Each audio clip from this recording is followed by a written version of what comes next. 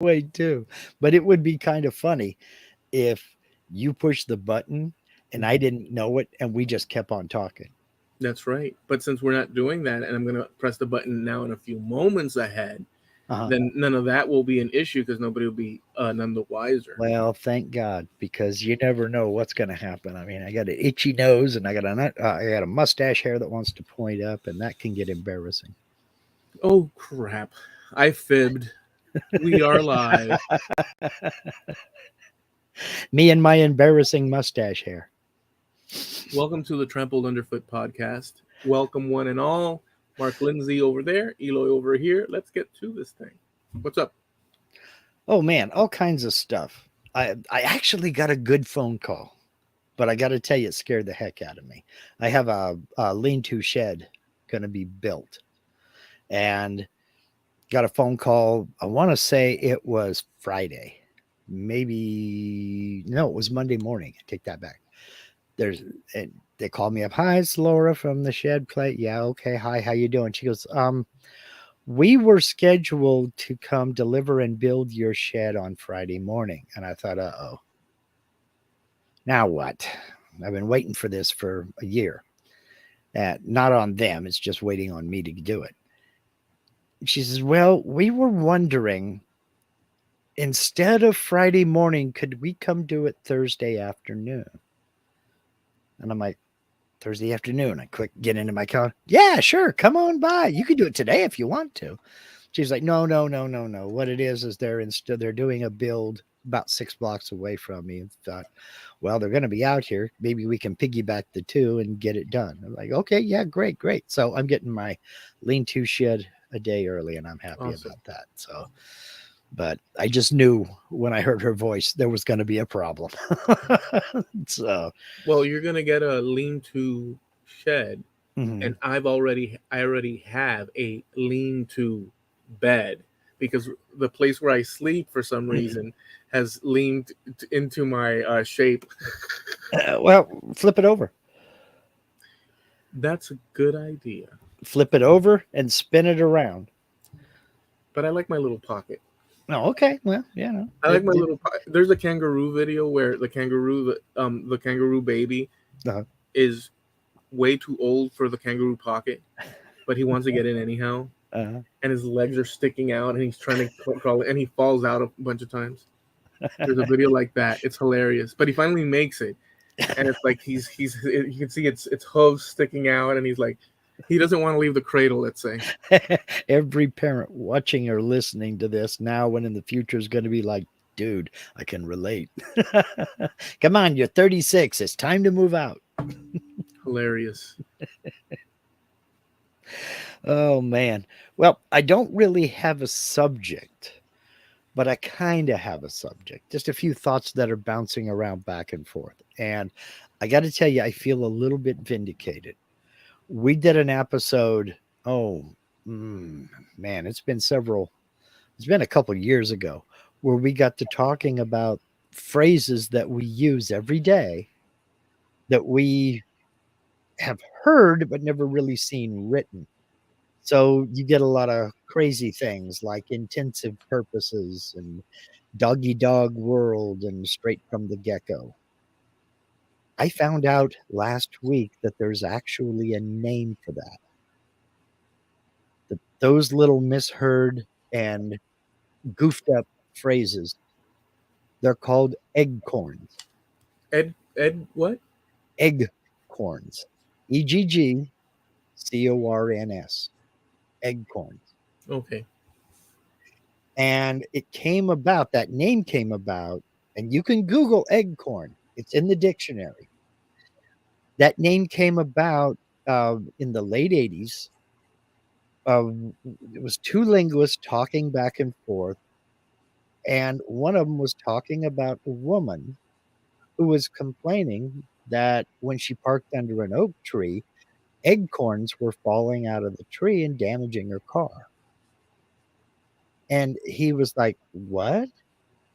She said, eggcorns. And he said, spell it. And so she did. Eggcorns. He says, no, no, no. It's acorn. Acorn. Well, however you spell it, that's what's happening. And So so, that's how the idea.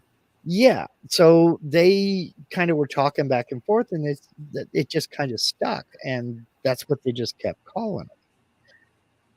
Well, now it's in the Old English Dictionary, it's in Collins Dictionary, it's in Webster's Dictionary. It's just accepted. And if Yeah. you Google eggcorn, you'll find it. It's weird as heck. So I feel vindicated. So that's And how it began, that's or at how least how it the was attached. yeah, that's how the study of it began, and that's how the name was attached to Because that's those. not the first. That's not the first time. No, As long as there's been human being, I could imagine. As long as there's been human beings, there's been those little problems. right, and that's what they talk about. That they said that this is not a new phenomenon, but as far as they can discover, this is the first time anybody's ever given it a name and made it a study. It goes to reason, right? Yeah, they said that things like this have happened ever since there were languages. Yeah, that's Ever how since language evolves. Yeah, ever since language has been developed, there have been people have misheard something or crossed, got a couple of things crossed. But he left me with an idea. He said, as far as they know, he says he speaks English very well. And this is one of the two linguists. He's a professor at University of Pennsylvania. Um, he says, as far as he can tell, this is only an English language phenomenon. He can't think. He says he speaks French. He does okay in Spanish. He's not a fluent, and he knows a little bit of German, just enough to get by. He says, but as far as he can tell, this is an English language thing. He hasn't run across it in any other language. It can't be. And so, you as a Spanish speaker, my question to you is, can you think of anything like that where you have words that are similar? Mm-hmm. They actually have a meaning that makes sense, but they get kind of confused Yeah, but like that, no. But so here's the thing: it cannot be true what that guy is assuming. Just by the okay, Well, what he says is he hasn't run across it. So he's asking people, if you can think of these in other languages, please let me know. I want to know. right. But I'm saying, Mm-hmm, in lieu of that, mm-hmm. or in light of that, you could say both. See, Yeah. there's a good point. Although that's not necessarily the same thing, but the choices. But that makes the case for me. Mm-hmm, As long as you have human beings, mm-hmm. and there's a selection of words that people Mm-hmm. can stitch together. Some people, either because they're slightly confused at the time, or they're speaking too quickly, or like the case with the eggcorns, um, will offer in conversation something like that, where it's not necessarily the standard the way you should say it. It's just under the umbrella of human error, so that it would occur. Now, can I Well, think of something? yeah. I can't off the top of my remember off the top of my I can't think of something. I can think of something adjacent Mm-hmm. back in the day. Instead of saying something, writing down something like a name or some word for a place with the letters we'd use now, they'd use it phonetically. So a Right. B would be a Okay. V and stuff Well, like that.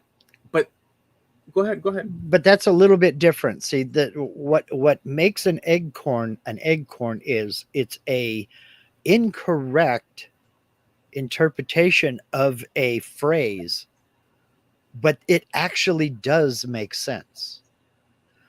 If just a misspelling or an incorrect word, that's considered more of a malapropism.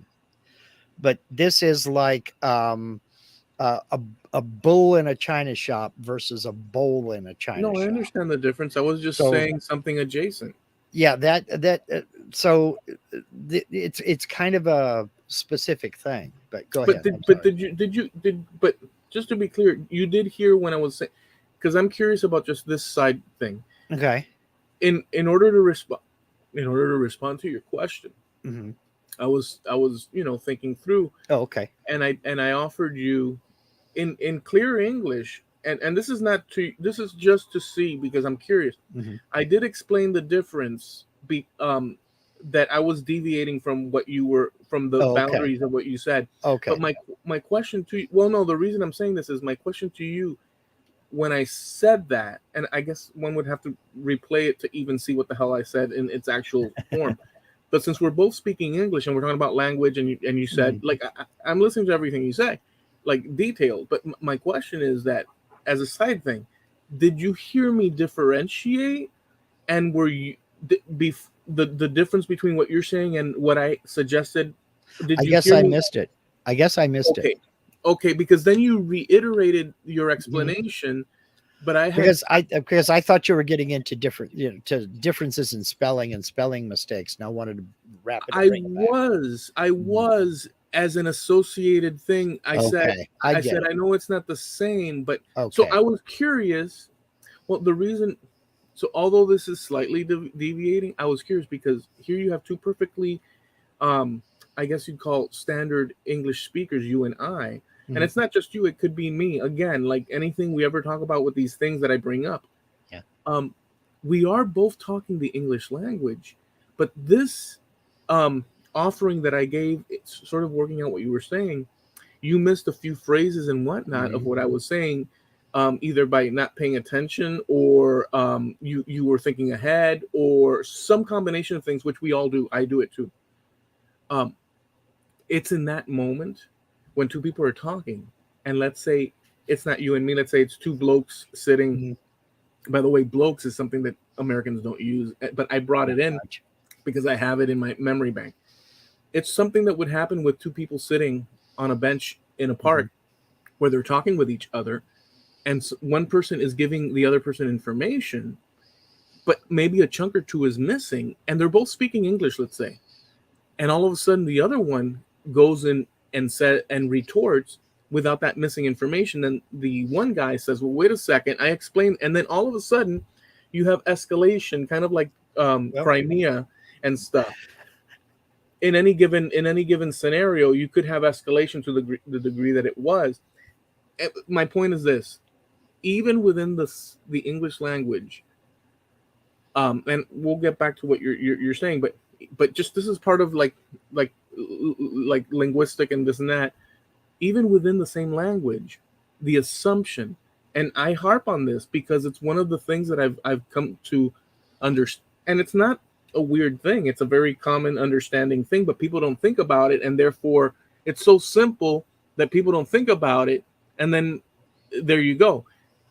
We even within the same language using the same correct words as opposed to um the eggcorns that you're talking about, which we'll return to because there's things to say there, but even within that people confuse what the heck is going on. So language, my point is that language is and human beings utilizing that tool is very complicated, and one misstep could lead to disaster, even within the same boundary world. So imagine that much more in other situations where you have one group of people, let's say the French, parlaying with the English back in 11 right. something. Like, you can imagine all these things. And that's where a lot of that, and that's where some of this has actually kind of broken down. For instance, all of this that I was talking about with the acorns, et cetera, Yeah. is in a video. I've talked about this guy's channel before. The channel is called Rob Words.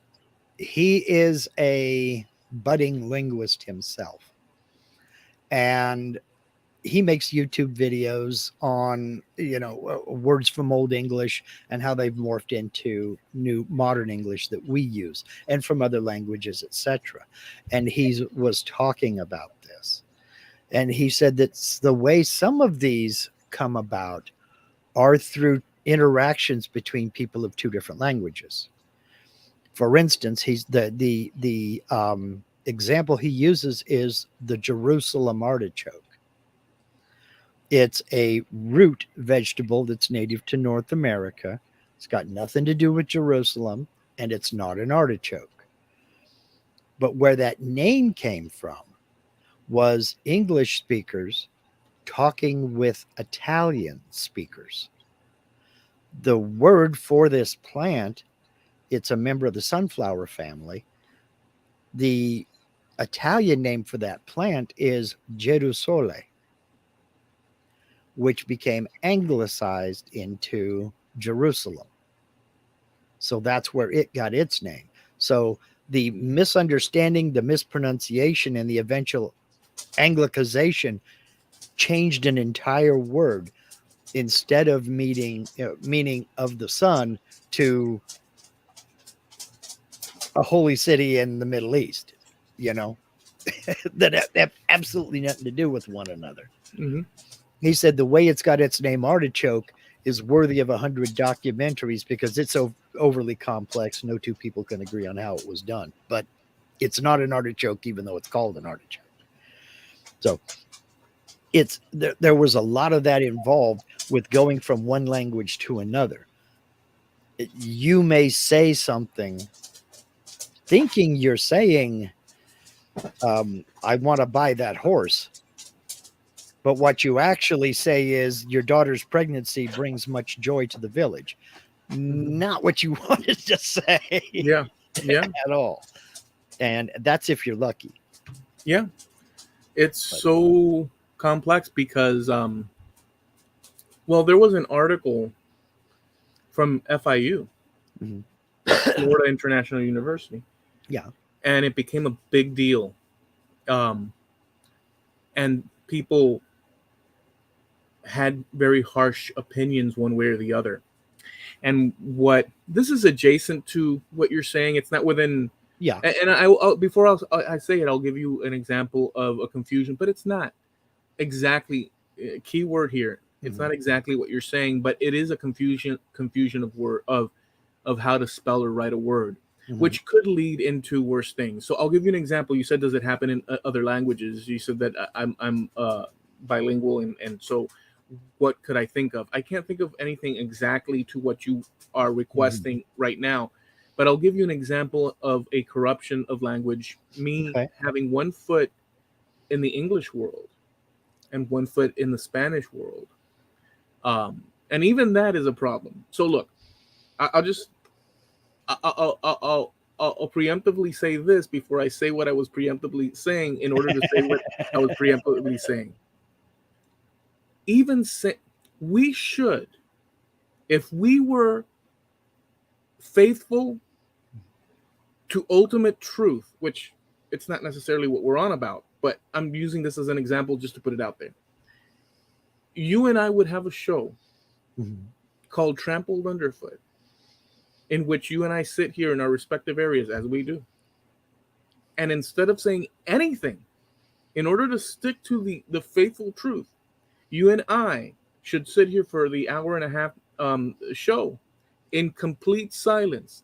Because the fact is, and this is a little exaggeration thing, this, and that, but I'm using it as an example for a point.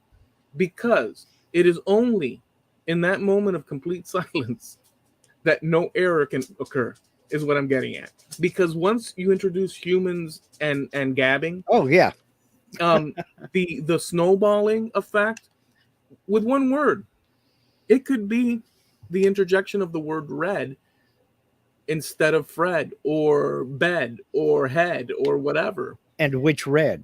R-E-A-D, R-E-D? And so then that's the snowball.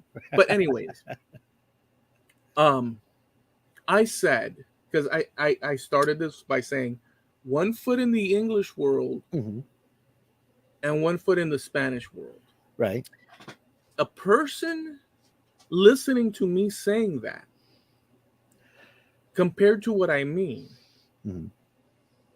this is very important, but it will fall on deaf ears, guaranteed. Not because one is either brilliant or dumbass, but because it's one brain transmitting to another brain, and the other brain is utilizing all the words and experiences that they have that refer to those words that person is It's the offering. mental images and how you process it. Yeah. Right. So me saying I have a very complex framework of, to me, another person would have the same thing to them, Sure. but it would be slightly different than mine. Right. From what I mean by English and what I mean by Spanish, and in the context of this so that's why I say it would be best for everyone involved in the world to sit quietly by and not interact if complete accuracy were the goal. Because besides that, anything other, you are going to have mishaps, because it is bound to happen that a string of words will rub any number of people. And I mean, words are what causes people to protest. Words are what causes people to, it's the initiation of a tumble down into catastrophe, in some cases into wonderful joy, but in many cases, so silently sitting, like the what do you call these people from the monks from the Buddhists and whatnot. Oh yeah. um so that, but at the same time, that's not the Western way. The Western way is, That's not how the world functions, and I don't think that's just Western. well, it's the monks have that direction and stuff, and they have a different understand. So different people have different understandings, but the Western world is slightly different. See, that's another thing. But anyways, There has to be communication, otherwise there's no commerce, there's no transaction, there's no anything. The world comes to a halt. Well, people would act on what their needs are, and understanding would occur by fist fighting and by power, Sure. or by gestures, or like so it would devolve. No, big time. It would devolve, but at the risk of error, we interact with each other, whether we think about it or not. That's a given. Yeah. Right, but whether we see, but I've found that a lot of givens, and this is another thing. So sometimes, so with the videos that I've been producing, there's a lot of things in there that, well, it's specific to me, but that in my mind I would say, well, this is something that everybody obvious, but there's a lot of things that are supposedly obvious to you or I, in respectively, that are not obvious to the well, in some topics, yes, but people communicating with one another, I think we can safe to say that it's a given. People communicate with one another. No. That's not my point. Yes, okay. People communicate with each other. Obviously, well, we're not in fantasy land here. I'm making a point that the danger looms. Well, once you engage. Yeah, but we know that. I mean, and that's why we go out of our way for clarity in our communication, most of us. And I think that's my biggest problem with a lot of trending communication, is the lack of clarity. Because if the purpose of communication is to convey thoughts between two or more people, if you're the only one that knows what the hell you're talking about, you're not communicating, you're lecturing. But there's no stand. So there is no standard, and there has never ever been a golden age of the English language where everything was perfect. Never. So if two people have one word that they use that's the same word, whatever that might be, and it just so happens that it has negative connotations for one person and means relatively little to the other person, all of a sudden you have one word that could cause conflict, emotionally, let's say. Okay. In the process of one person, and so that's why you get complicated. That's why. Understood. Well, let me just go ahead. But that's where communication comes into play, because you have to think on the side of both sides of that. What is the intent? But does everybody? Is everybody that conscientious? But that's why you have to communicate that. That's why you have to communicate. No, not everybody is conscientious. But is everybody capable of the Yes. emotional. Yes. Everybody that you were going to communicate on a basis, on any kind of a But how basis can you like say that. yes? How can you say Let yes me before finish the my answer? thought and you'll find out. No, no, wait. Le- I said, wait for half a second. I started a sentence and you said yes in the middle of my sentence. And then you go and say, well, let me Well, finish that so you can find out. How did you fill my words without me knowing? This is a good example of what we're talking about. well, but you asked a question. If Yeah, you but I ask didn't. wait, if you ask a question without expecting an answer, why do you phrase it as a question? You I said, didn't. can you expect everybody to have that to be able to process that and I said yes. Go ahead, Mark. I think this is a good example of what we're talking about This is a good within example of what ourselves. we're talking about. But what I'm getting at is if in your case, taking your case, that's what communication is for. Does that person know that that word is offensive? Maybe, maybe not. Does that person understand the context? Does that person know what he's saying or what he's doing? Or is he just being a jerk? That's what communication is for. If I know that certain things are going to anger you, I'm going to avoid those certain things because you and I are civil to one another. We're decent people to one another. I'm going to avoid that. If I want to be a jerk, I will look for ways to try to circumvent that. Maybe I won't use certain words, but I'll sure tap dance around them because that's what jerks do. So, you know, it but that's what communication is supposed to be for, to convey those thoughts. Okay. Yeah, I agree. Um, I absolutely agree with that. So, um, in a sense, we're saying the same thing, Yeah. but there's at the end of the day, because we're reiterating certain things.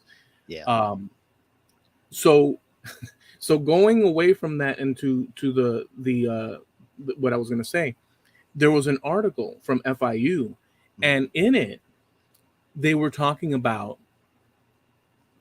the variation in language, the new English, for lack of a better word, that's Mhm. occurring in Miami, Okay. and they're calling it Miami English. And they used various. There's an article about it, and that it's proper, completely proper English. Mhm. But to the average listener from other parts of the country, um, it doesn't work for them, and it sounds foreign or foreign Like adjacent. like what? Like if it doesn't match, so it's adjacent to Spanish, Mhm.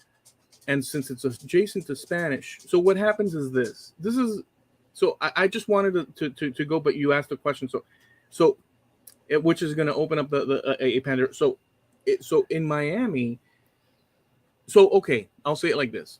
So in Minnesota, Michigan, Minnesota, the further towards Canada you Mhm. get, you have spillage of certain um, accent type leanings Mhm. and maybe cultural. This is all within what we're talking about, Yeah. and cultural commonalities, which people from there may or may not um, notice outright unless it becomes a trope and that people repeat a lot and stuff. But Okay. you can tell when you go to different parts of the United States, like New Sure. York and Boston, that there's slight things. But in general, you don't associate it with anything other than this is just English over here, Mhm. this is English over there, and so on. Yeah. But in Miami, that's there's its own thing, which I may or may not be communicating to you right now because um it's complicated. I could not self-evaluate myself in order Well, to sort of splice that into sections and be able to tell you that I am using the Miami accent, although maybe I don't know. is And it I'm an not. Is What? it an accent? Is it a dialect, or what like you got some examples? Because I'm I that don't have I and don't have that's what I was examples right now. asking because I'm kind of having trouble following what you're Well, talking about. Is I'm it more using like an accent or I'm using example. So in order to get out this whole thing, it's because there's a lot to it. So Mhm. I can't think of that right now in terms Okay, of okay, like an sorry. example. I'm just giving you the overarching idea. So like Boston has a certain slight variation that you Sure, wouldn't get in the Midwest. right. People from the South might have a slight, and people from the South in Texas might have a different one from people in, like, let's say Mississippi or this or that, or the Okay. further to Tennessee you go. There's these variations that, taken as a whole, Mhm, people listen to it and say, "Oh well, this is Southern, U.S. derived, and this is mhm. this and that," all falling within the category of English. And education wise, like the assumptions of what how people are educated, and we've talked to friends about this Yeah. that have Southern accents, and they have said in the past in front of us. I won't mention specific names, but they've said it like with no problem. It's not my assumption. Mhm. Um, I I know the trope, but I don't automatically think a certain thing just because people Right. are speaking, in one way or the other, necessarily as the first, grab on. Mhm. That's not the assumption, but a lot of people do. See, a lot of people assume if you speak with a Southern accent, Yeah, that or you're you have or less if you than have a educated or something. right, or if you have a New York accent, it tosses a little bit towards like um, just its own thing. Well, Miami has its similarity that's that's unfolded, but Mhm. what the article was explaining was that it's not seen as something not refined, but like sophisticated or proper. Mhm. And so the argument started there with the proper, sophisticated, and all these things, and a lot of comments happened.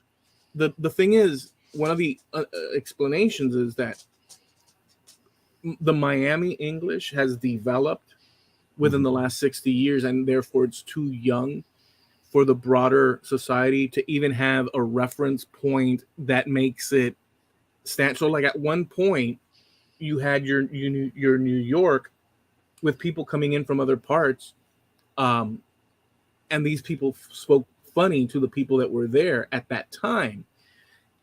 But across hundreds of years, it just swooshed in that stew so long. Yeah. It's been publicized, published in papers Yeah. and books, movies, music, TV shows, that it becomes just okay. Well, that's how they speak, and Yeah. even though there's an assumption or a placeholder for what is proper English within the context of the limited notions of a person's mind. That's why I was talking about communicate. The problem with human beings is that they're human beings, and each is a little computer of their own and decides what information or they bring up in order to reference the things around them on the outside, and that's different from another person. So this bridging the gap of what things mean, Mhm. or cultural things, or all these things, is so the average person does not consider things beyond a certain point, depending on the person, but there is a drop off. And so my point is that um, some of the most basic things, simple things that are supposed to be obvious, assumed obvious, are not. um, we assume they're obvious, like you to yourself assume certain things, concepts are obvious. So you don't know, this is going to sound bad, but I'll say it. I'm saying it general. You don't know when you interact with people. I do this too, by the way. This is a human occurrence. You don't know when you interact with people what their capacity is to consume and lay out the paperwork in front of them and collate it in its proper way, the way you do, No, that you understand. absolutely. You don't know how far they go in one direction or not in the other in terms of their capacity to collate that which you already understand. So there's a bunch of things you understand that you try to offer the world, or me, let's say. You say, well, this I understand, and you offer it to me, and you would think that that once you offer it to me by using words or whatever, that it would come into my head and organize all the file cabinets so that I understand crystal clear and say, yeah, yeah, of course, and this and that. But that rarely, not rarely, but it oftentimes does not happen that way.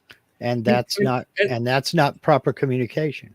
and the, and the reason it oftentimes not doesn't happen that way is that you're transferring from your data bank, which includes not only your mathematical equations, but your emotional, your historic, your Yeah, personal. I get it. I Yeah. get it. So so so what ends up happening is that you're transferring it to my data bank, but my data bank is adjacent to yours in many ways and not in others. So when I get that information, and depending on my, like, let's say maybe I'm hungry, or you know what I'm saying. So it's such a convoluted thing. Well, anyways, um, before I wrap that up, what are your Then thoughts? that's bad communication. Because if I'm talking to you about any subject, guitar strings, if you're not processing what I'm saying, I'm either doing a bad job of communicating, I'm either doing a bad job of describing, or I'm talking about something I'm mistaken in something. There's a problem in the communication. So what I need feedback on that, and that's supposed to be what conversation is. I Mhm. say, these are gold, these are phosphorus, or these are nickel phosphorus, these are nylon. If I don't make that clear, you need to ask me, what do you mean? Or I need to clarify, or something like that. And that's why communication has to be a two-way thing. Because without that feedback, if I'm talking to you, I say, I've got two nickels and a dime. If you don't understand what that is, I need to let you know what they are so that you know the idea that I'm Mhm. trying to get across. Yeah, you have to break it down even further in order to get it across. Sometimes you do, sometimes you don't. Um, it may be the way I'm speaking, it may be an accent thing, it may be a language barrier, or it may be just I don't give a shit. I mean, it could be anything, or you don't care. So but communication has to be two way, or it's not communication. And that's why a communicator is supposed to try to be very clear in the concept that they're trying to put forth. If I've got two dimes and a nickel, I need to be very clear, and the word quarter needs to stay out of it. And we're not even going to talk about dollar yet. Mhm. I need to be clear in that statement on what these are, what they mean, and their relevance to our further discussion. Mhm. And if I'm not being clear, I'm the bad communicator. I can't just sit there and assume that you know what I'm talking about without your feedback. Whether that be just a nod or, yeah, okay, fine, whatever. Wait, did I say something wrong? Are A we not understanding? recognition of Yeah, there's got to be what you were something getting. there. Yeah. So, because without that, it's not communication. Hmm. There's a breakdown somewhere there. Hmm. And I think that's why a lot of people um, rebel so heavy with language evolving, because and this happens, it's a generational thing. Slang develops that maybe we don't know, but the kids know, and they can have a full conversation and we're all speaking the same language and we're sitting here go, what the hell are they talking about? Because we're not in that crowd, we don't get it. Hmm. I think that's why so many people, one of the reasons why so many people rebel against language evolving is because the the inference is, I can't understand you. I don't know what you mean. Let's go back to this so that we both know what we mean. You know, let's drop the slang and just speak. But do most people do that? I don't think so. I think most people try to get caught up with the slang. Now, Jim Dockwell did allude to it earlier up here. I got to go back and find it. Where'd it go? Oh my gosh. Yeah, there you go. Thus, the reason lawyers still use Latin, a language dead for 2,000 years. And lawyers are not the only ones. But yes, because certain Latin words and Latin phrases mean a certain specific thing. And no matter what language you translate it into, that phrase has that meaning. It's kind of like math. I've heard it said that math is the only truly universal language, because while we may have different words for it, 1 + 1 = 2, no matter what language you're using to describe that concept. It's still 1 + 1 = 2. And I honestly think that language is going to evolve, whether we want it to or not, and whether we decide to be a part of it or not. So I think we all need to lighten up on that score and accept the fact that language is going to evolve, and that's all there is to it. Let me mention. Go ahead. Go ahead.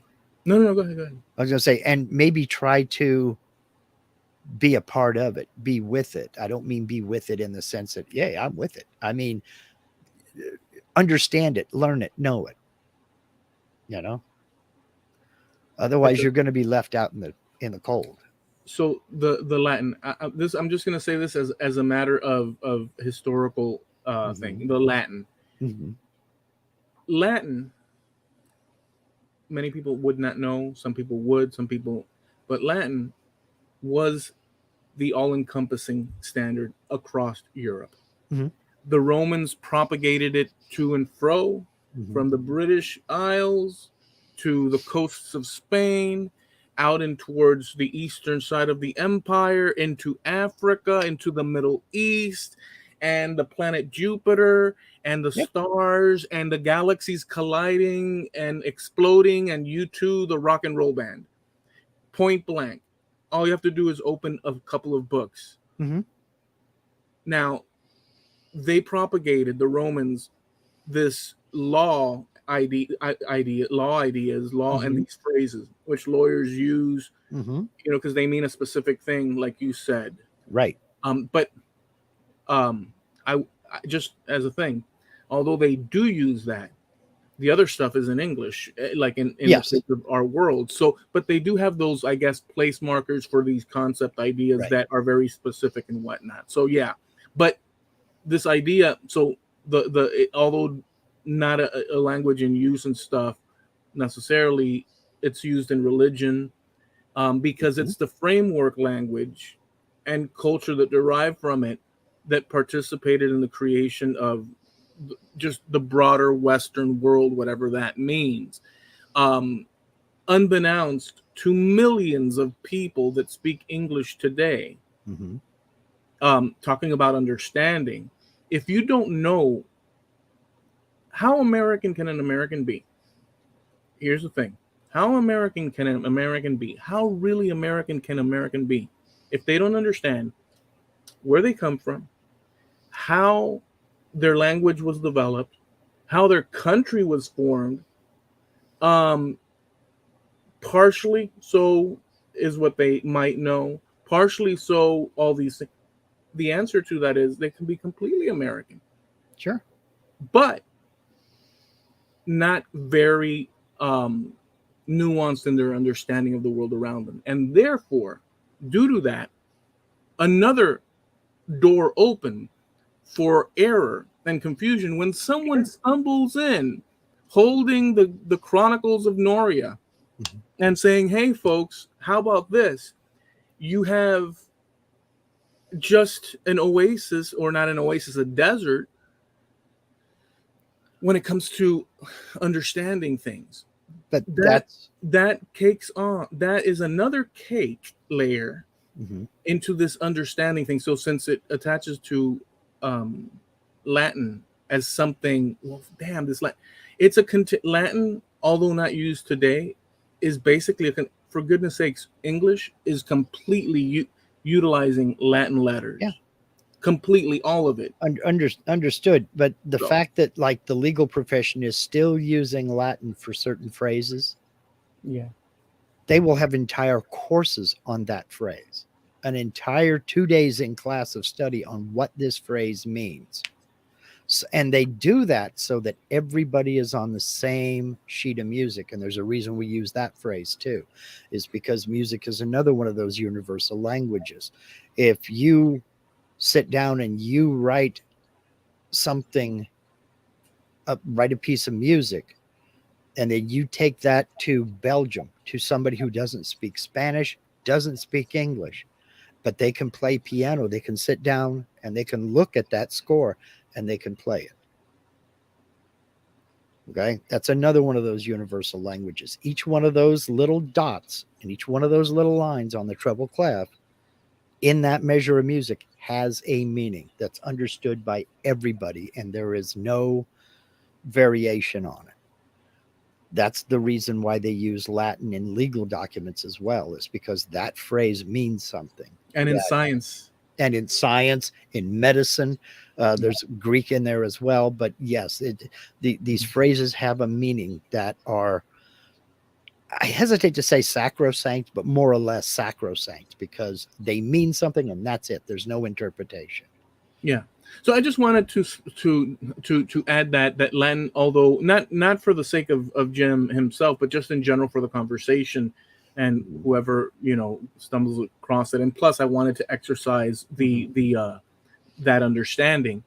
Um, a lot of the things that we assume go without saying ends up happening where whole volumes of understanding disappear, because things that are so common and simple little whatnots, well, that goes without saying. It's true in any given moment, something goes without saying and understood between people. However, the exercise, it's kind of like, how they say in the United States, if you don't exercise your rights, you're bound to lose them. Now, that's a little saying, quotation trope, or a paraphrase. There's that's a derivative of what a saying that people repeat, and they repeat it so often that it becomes a certain type of truism, and the origin of it gets blurry. And there's a Oh lot of yeah. things. There's a lot Oh of yeah. things, right? So there's a lot of things like that. So the exercise of repeating the obvious, which might sound mundane to many people, is actually the practice of continuing traditions and society, little by little, in little ways, forwarding it, repeating it so the memory stays alive. It's kind of like campfire tales being passed on. Well, it depends Um, on what it is, though. It depends on what it is. I mean, when I say something, well, that goes without saying. Yeah, I don't use that very often, but when I do use it, I mean it to indicate that I understand something that should be obvious to both of us, whoever it yeah, is I'm talking to. yeah, yeah. You That's why know, I was I specifically. don't have to go outside and confirm that the sky is still blue. But let me You know. pause you, please, for half a second. I understand that. Hmm. I understand, but okay, so understand that I was being broad on purpose as an umbrella thing, Oh, not I as know a that. specific. So yeah, so in a specific scenario, there could be any number of things that Well, right, you understand and you would use, like what you just said. That's right. absolutely, of course, yes. Now, but what I wanted to get back to was when you were talking about this, what did this article call it? This FIU article call it? Did they call it a Miami accent Yeah, or or a new I'm way of I'm speaking? para I'm paraphrasing it because Uh-huh. I read the article maybe 2 weeks ago. Hmm. But I do remember the backlash from it. Hmm. And so, reading the article, so Hmm. there was a post about it linking to an article, and Okay. it's FIU. Okay. And then there were comments in the post, and the comments were tossing in each direction. And the groups that were involved in this were people that are local to here and others, but a lot here. Some of them with and without connections to the Cuban community, some people from the African American community. And according to each, it's interesting. This if I were to unpack, see, it's screwed up. But so according to each community, Mm-hmm. as if magic, you had everyone aligning with a certain attitude towards the situation. So It's funny how that works. so was this one of those? Well, if you embrace this, therefore you must hate that. That kind of an argument. Some people were saying people talk like crap over here, and then the articles. Okay. Okay, so the article's argument. Mm-hmm. I don't think I talk like crap. I think I have some usage of the English language to some degree. I don't think that I'm any like literary whatnot, but Yeah, I'm not either. due to comic books and the books that I was interested in, plus TV. Because the truth of the matter is that we pick up the English, or at least I've read that we pick, as opposed to picking up the English that our parents speak. Like let's say in the case of immigration. Mm-hmm. So like and this is not a blanket statement, but it's a direction. Okay. The parents come from Ukraine or Cuba or wherever, and the kids are born there or grow up there in the United States. I mean, some would assume that they're going to have the accents of their parents. But what some people have found that I've read, yeah, some people that's a fair assumption, and a lot of people assume that. Okay, I can see that, but yeah, that's a fair assumption, but it's not, and it's not completely true, and it's not completely false. But here's the thing: it's not been my experience, but okay. Well, but so, let me just okay. So many would assume that the children would have the accents of the parents. Mm-hmm. They're not quite down the road in their American voyage. Mm-hmm. They're just starting that process. Mm-hmm. It's been written. Now you'd have to go looking for it's all there. I don't have the thing, but that's not true. Generally speaking, not true. What ends up happening is that the children of these people that migrate pick up the English of their peers. Yes. And their surroundings. That's been my experience. And that's what informs the speaking, variations within however, nothing is isolated in a vacuum. So you have influences from, so like with myself, there's like, I catch it every now and then. So with myself, I grew up listening to my parents in Spanish using a variation. Like last week or the week before last, I said some sort of, supposedly funny thing where I said, and I get in the horse. Mm-hmm. And you said, well, you don't want to get in the horse. You want to get on the horse. Just in case, because it's that would be a compromising situation, something like that. Yeah. It was some sort of joke. The get in the horse in English, stripping away anything. Well, you need not strip anything away, because just with what you have already, as far as your understanding, means something completely different. Like get in the horse. If you're going to get in a horse, that means you're going to go in its cavity somehow, in its chest plate. You're going to cut it open. You're going to go through its mouth. You're going to get inside its inside of the horse.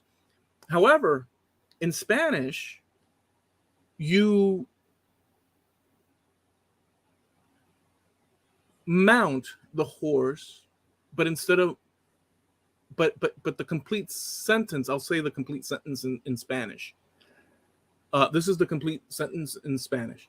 Montate, mount, montate, mount, montate, mount.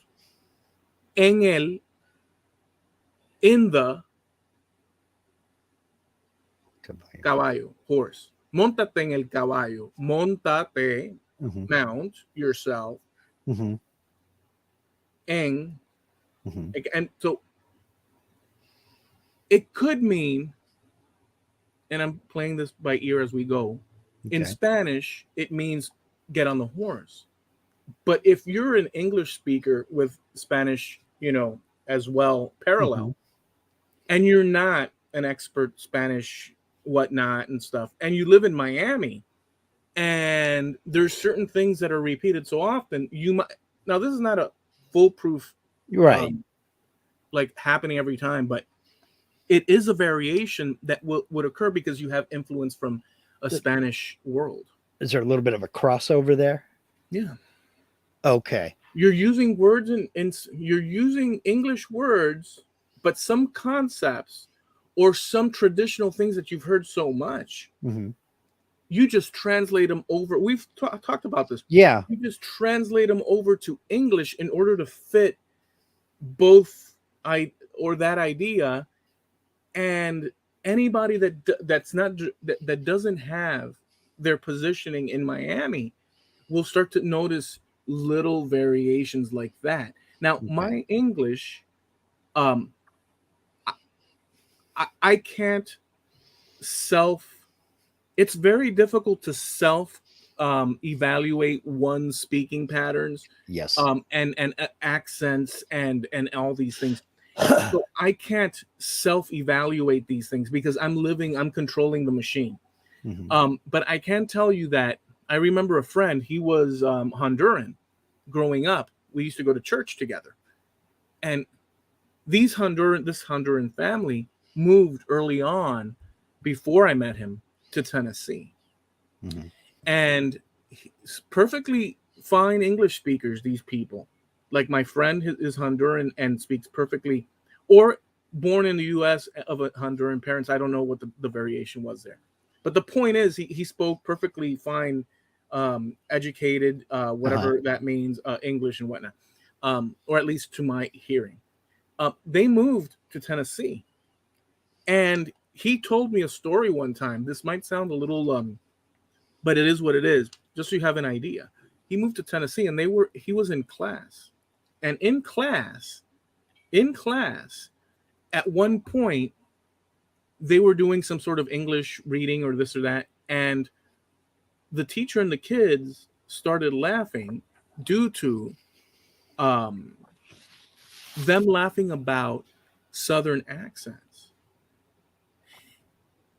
And my friend was sitting in class, the like only Honduran guy in that class, and they were all laughing. Yeah, because they speak like this and this and that, and they're all laughing amongst each other, including the teacher, Mm-hmm.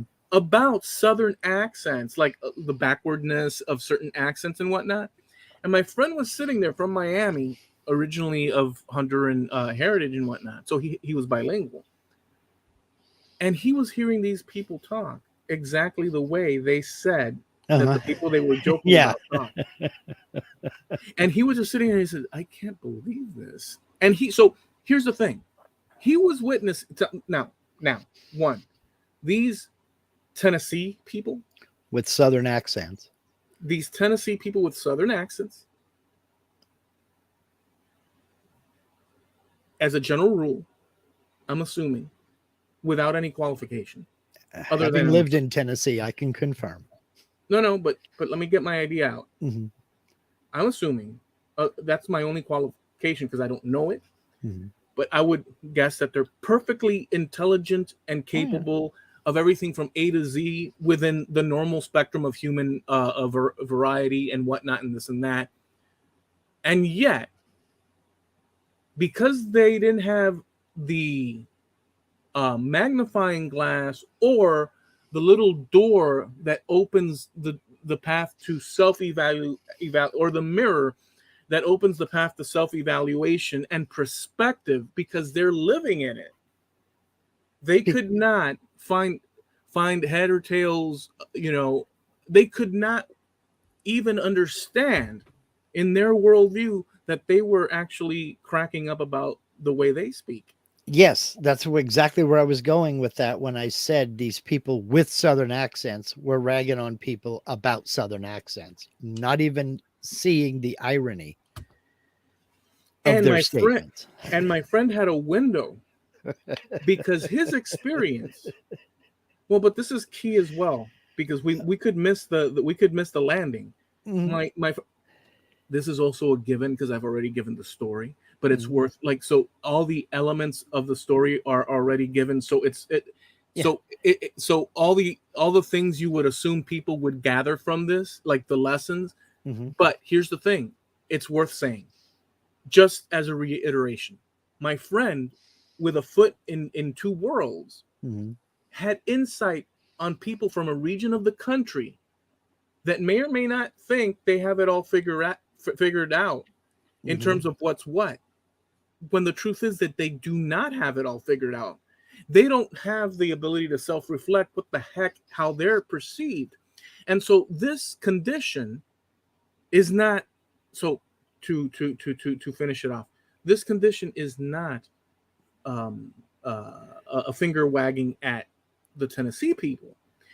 This is to say that if you remove all the elements, change the Tennessee people to New York people, change the yeah. Honduran guy to someone from I don't know, from Minnesota, bring in a Chechen, grab a couple of people and just switch up all the elements. Mhm. You will have a situation in a gradient because some people are more or less self-aware, but in a general sense, it's difficult to self-reflect, and so it's a human situation. So it's a good lesson, you know. Well, the jury, from everything I have read, and this has been over the course of several years, I don't study it, but I see articles here and there. From everything I've read, the jury is still out as to whether or not people who are in their native language, I say English speakers from Texas, Texans with an accent don't recognize an accent. They don't hear an accent. Mm-hmm. That's how they speak. That's They right. don't think they have an accent. Everybody else does. Um, I've been on the giving end and the receiving end of both of those. When I was in Germany, for example, I got asked several times if I was from England. I got asked if I was from Poland more than once. I don't know what I was doing wrong when I was trying to speak my broken German. I don't know if it was inflection. I don't know if it was the way I was pronouncing certain vowels or consonants, but I was asked several times if I was from Poland. Mm-hmm. And I still don't know where the heck that came from. They were trying to place the accent, but it didn't sound American. And that I didn't get. But anyway, your point is well taken. Um, when it comes to that, and that is certainly ironic in that you have a bunch of people with Southern accents cracking on other people with Southern accents. But a Southern accent from Tennessee is different than, say, Alabama, Mississippi, Texas, Georgia. They're all different, but they're also very similar. So, yeah. As far as kids of immigrant families, carrying on the accent of their parents, my experience has been the kids will pick up the accent of the region that they're raised in, from their peers, from their friends, from the pop culture, from school, what have you, just the environment they're in. There's a comic out there by the name of Henry Cho. His mother and father immigrated from South Korea. He was born here in the US in Knoxville, Kentucky. Excuse me, Tennessee. Knoxville, Tennessee. And he has such a thick Tennessee accent, it's not even funny. And it kind of screws with people's brains when they first hear him. So the first lines out of his mouth at one of his comedy gigs is usually, "Yep, just go ahead and take this in." wait a minute, that Asian guy sounds like a hillbilly. Go ahead, let it process a minute. I've And he seen it. tells that story about how his parents came from Korea, but he was raised in Tennessee. Then he goes on with his gig. Mhm. It is that juxtaposition that is a little bit strange. I've seen it here with families from Mexico and Guatemala where the parents have very, very thick accents, but the kids don't at all because of the environment, the school they went to, the friends they have, this, that, and the other. And it also depends on the parents because, like our neighbor Martin, all of his kids were teenage, but you could hear him every once in a while. One of the kids would say something. He'd say, "Where are you from again? I thought you were from America. You don't talk like that in America." And the kid would kind of straighten up, and speak better. Now, I don't know if he was doing that for dad or if dad thought he was being lazy in his diction or what, but he was very, adamant about that. Where are you In, from hind- again? in hindsight, that, in my opinion, is Mhm. wrong. In I hindsight, think so too. yeah. I really Now do. thinking now, so now thinking back, especially with. So I didn't want to deviate because I wanted to finish the story, but this is important. This shows how communicate. So this shows how communication can allow ideas to percolate and whatnot. A long while back, you said we were discussing. Believe it or I mean, well, when people communicate, well, in our format, you have to stew over certain things and stuff, or at least I do, in order to reason it out and see where that sits and stuff. And some things are unresolved and others not, and that's all Yeah. good because the more you deal with things, and some things you don't want to deal with because they're too uncomfortable. The more you deal with things, at least you have thoughts. It's called thinking. Yeah. But some people, there's a whole lot of people. It's so, you know, it's screwed up. Let's put that to the side. So, but back to you and me. Uh, Sometime back, we were talking about something or other. I'm quite paraphrasing the thing, but something or other, this, and that, concerning Western civilization and cultures and so on and so. And I was putting forward the notion, which I think is completely valid as an end result. However, there's a you mentioned something else that time. I'm trying to get it through. I mentioned that it's a good idea for a society and a country to have a language that they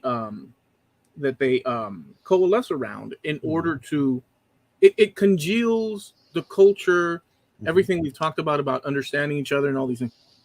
And I said, so that's a good idea. So I think that it's a good idea that people, go in the direction of learning the language of the place that they're at and this and that. But you then did a lot of good nuances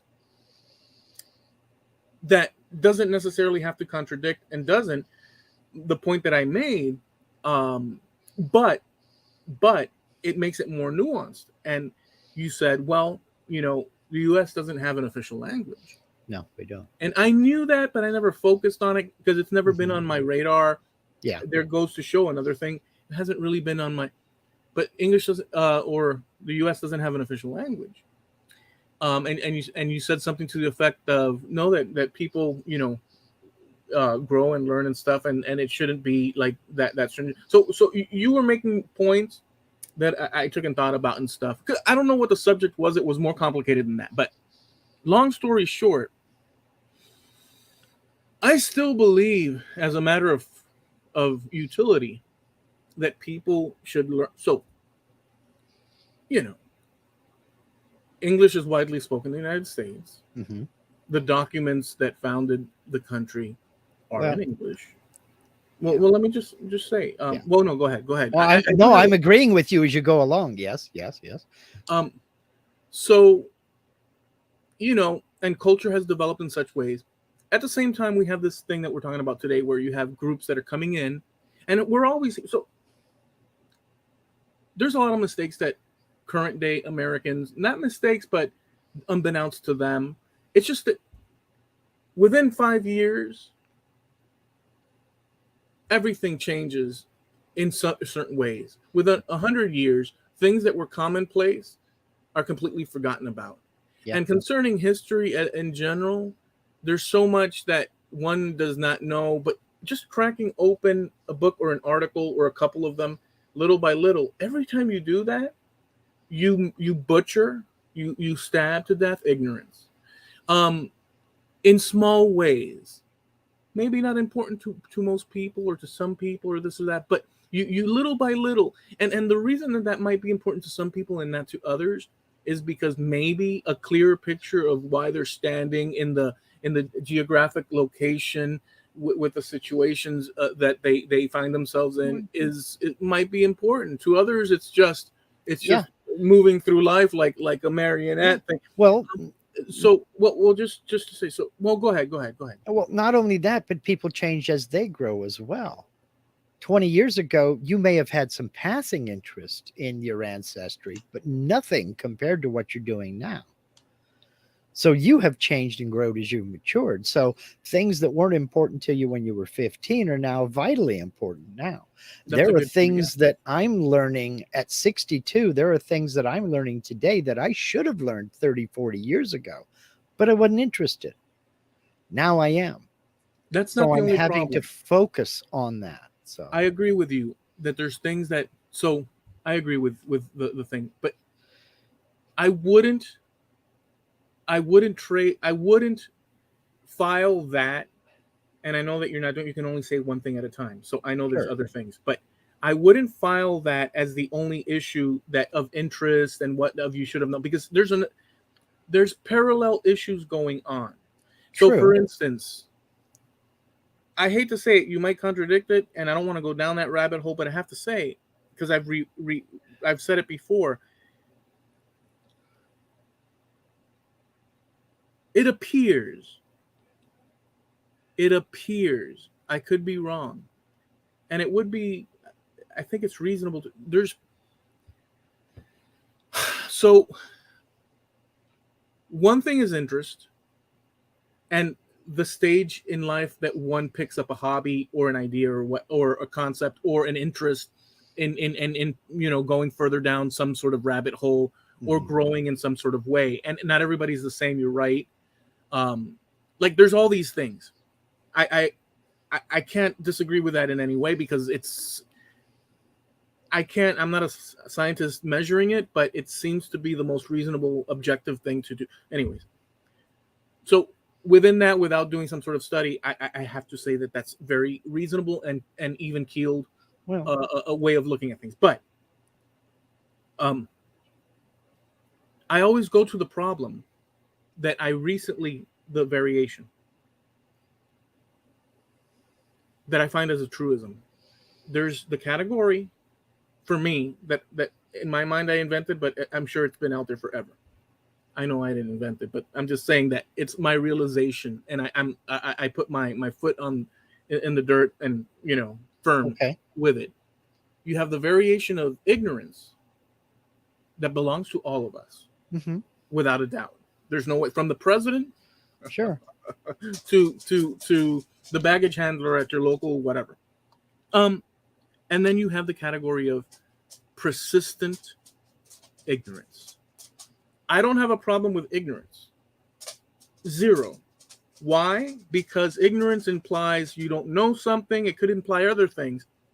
But the moment someone arrives and breaks open the ancient chronicles of Narnia, second time I use that thing, as a placeholder for anything, and you Hmm. find out new information, you may not have to accept the information, but a recognition internally, at the very least, to some degree, that now there exists another path that remains unexplored Right. of understanding, and yet you fall under the ignorance that you don't know it. That's perfectly, I'm okay with that in my personal, but persistent ignorance, I'm not okay with. I have disdain towards, which is they crack open that book, they show it to the person, and the person is like, like they could care less, they don't know, or whether they care less or they simply do not have the ability to Well, process X amount. Because here's the thing: the forces are the forces around us that we've been brought up with are so powerful that they become the norms and our position in reality. I am the son of Cuban exiles. So if Americans from somewhere out in Portland come up to me and tell me the splendors of communism, there's no way in this reality that exists here now that I would accept such notions. Impossible. Because, well, you have history. right, how would they feel? But Well, that's anyways, but let's not see get into that's that. but see that's not ignorance. That's not No, no, no, ignorance. no, I'm not connecting that to ignorance. Oh, I'm not okay, I connecting thought it. you were.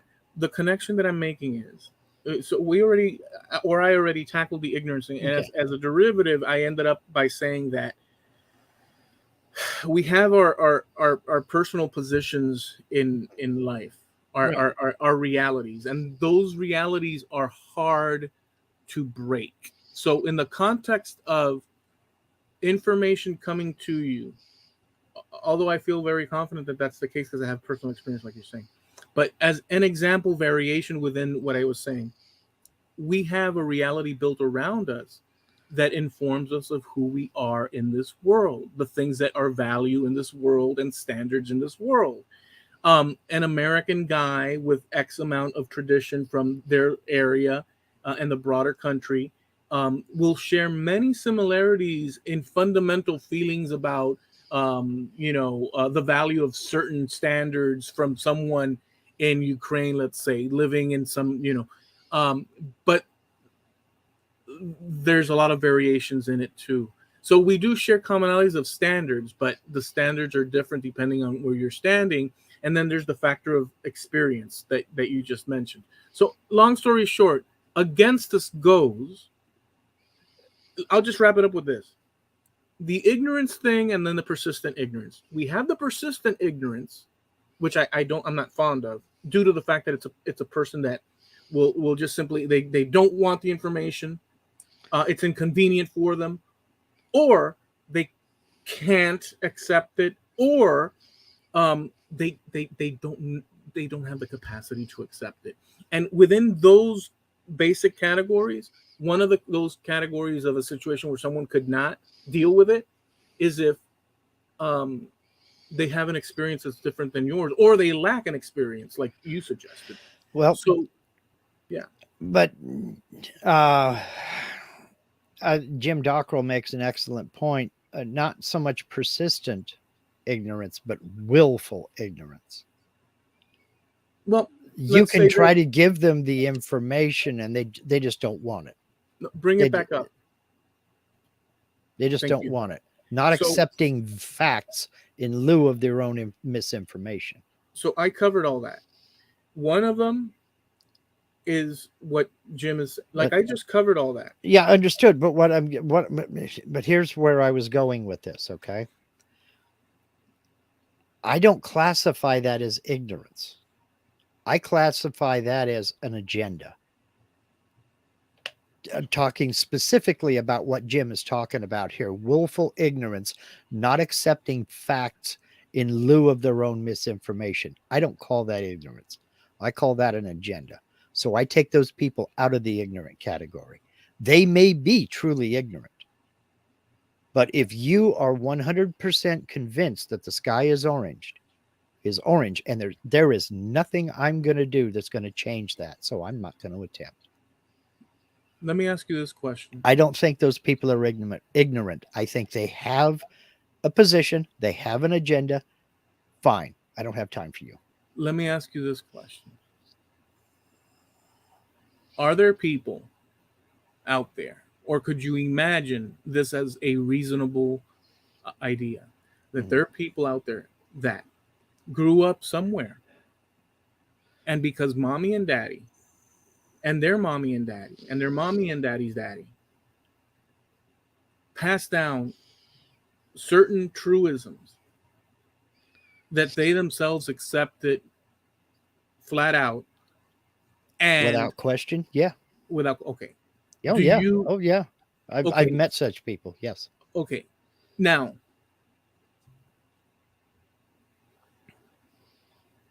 I could picture. So, one thing.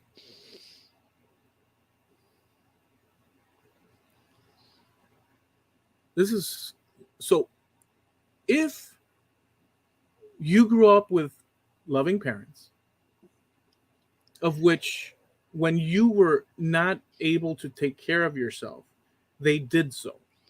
Hmm. Your protection lay within their arms and Right. house and whatnot. Basically, you have no reason to doubt anything they have taught you. Exactly. Yeah. Could they, my question is, despite that, could the knowledge and understanding and standards that they passed on to that child that felt so protected and confidently so, could they have passed down hogwash? Oh yeah. Oh Exactly. yeah. It happens all the time. Just a brief little micro example was there was one time Linda was demonstrating at, and I don't even remember where we were. She's done so many demonstrations. She was demonstrating spinning or and weaving and what have you. And she was on her spinning wheel, and this woman walks up with a little kid. He's 2, maybe, holding her hand and just looking up and looking and just, look, honey, he's looming. She's looming. And actually, ma'am, I'm spinning. And the lady's response was, don't correct me in front of my child. And the only thing that I could think of, I thought of a lot of things, but the only thing I could think of as they walked out of the tent was that kid's going to have a hard life. Because if that's her attitude, what's he going to grow up like? If you're not willing to take, well, actually, I'm spinning. Oh, okay. You're spinning. Well, where does the loom come in? She would have gone right over to the loom and showed her. But that wasn't the response. The response, don't correct me in front of my child. I mean, okay, you don't want your child to know that you're an idiot. That's fine. I think the child already knows. My But father, but yeah, I have known people whose parents did fill them full of hogwash, but you have to be very careful about that because that could border into other topics, and it could border on spirituality if you wish. But when it comes to the information that you're getting, that you're getting from your parents, you pretty much have to take it at face value unless you're hearing contradictory information from somewhere else of an authoritative variety. For instance, if my dad tells me that hippopotamuses are native to Cleveland, and then I find out in school, Dad, there ain't no hippopotamuses in Cleveland except at the zoo. Now we may have an issue. We may not have an issue. Dad may not have known that. But, you know, it, the simple fact is that's what I've been taught by my father. mhm. So now I have to wonder and go back and say, well, what else did he tell me that's full of crap? Unless it's a joke. And obviously, there are some parents who like to joke with their kids, but So I there is don't know. that category.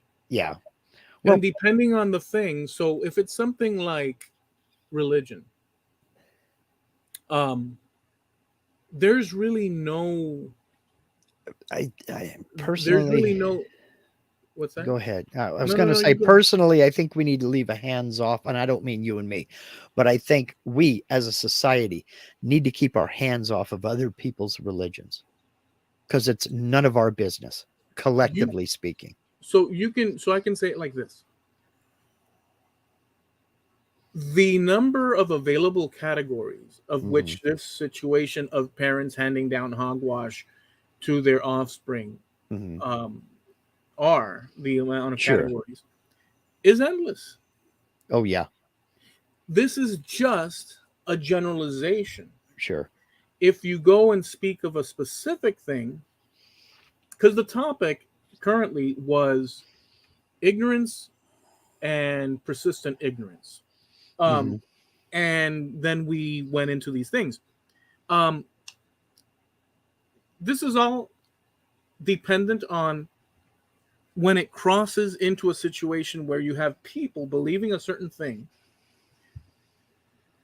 being confronted with information like that child and the mother. Although that's a simple example, but Very. the principle is there. Hmm. The principle is there. You look. One could argue with the loon thing. Um, she could have just been relying on the principle. She could have corrected later, perhaps. We don't know. And she could have leaned on the principle. I mean, tell me if this is not an available fact, or Hmm. I'm sorry, an available possibility. And it's going to be. It has to be because within the human thing, she could have. I mean, I'm not trying to dismiss the. I'm still firm with what you said, Hmm. but if we were to go and dig into it, we could say, what if she later? What if her principle was that you don't correct parents in front of the thing, and as a matter of argumentative and this and that, instead of taking her to the side, no, listen, lady, this, or who knows what, according to her standards. With so you could argue all this and that.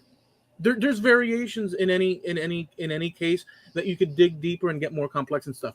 My problem is when there's no variation of of thought. And why is that? Is it because of the persistent ignorance, which I call persistent ignorance, and within that, it could be due to situations like that handed down from father to son to son to son, due to assumptions about the world. Maybe their schooling institutions. Maybe that's just a million things, or maybe just because of missing information, or because of willfully all these subjects. It's unwillingness to have a mind sort of crack open and allow for variation of possibilities without having to accept it. Yeah. You have to accept that. I don't know, when we talk about, I don't want to get controversial, but like, let's say the satellite thing and this and that, or aliens, or just whatever the hell. We don't have to, in order to entertain a thing and reject it later or then, Yeah. but it's this lack of Well. any type of, even to the smallest degree of any effort to. And so that I have a slight disdain, or a good disdain for, because Yeah. people then, let me just finish this one thing, I'm sorry. People then go and say things, and they're right to do it, but it's the fact that they say things as if it's authoritative, when in fact they're talking crap. And you could argue that anybody and everyone is within that reach, and it's true. But we go back to persistent. And so if you're corrected, like the loom lady, and you don't learn that lesson, that's on you. It's not the end of the world, but it's like, come on, lady.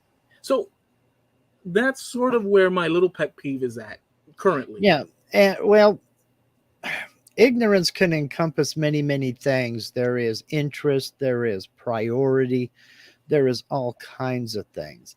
And the simple fact of the matter is, you don't know what you don't know. There are millions of creatures roaming around in the Amazon rainforest that I know absolutely nothing about. I'm not interested. So I'm not going to go look up what they are. I may be interested in certain trees within that rainforest, so I may go look up those trees and not know what kind of creatures live in it. So ignorance has many, many scales and has Yeah. many, many reasons for it. Mhm.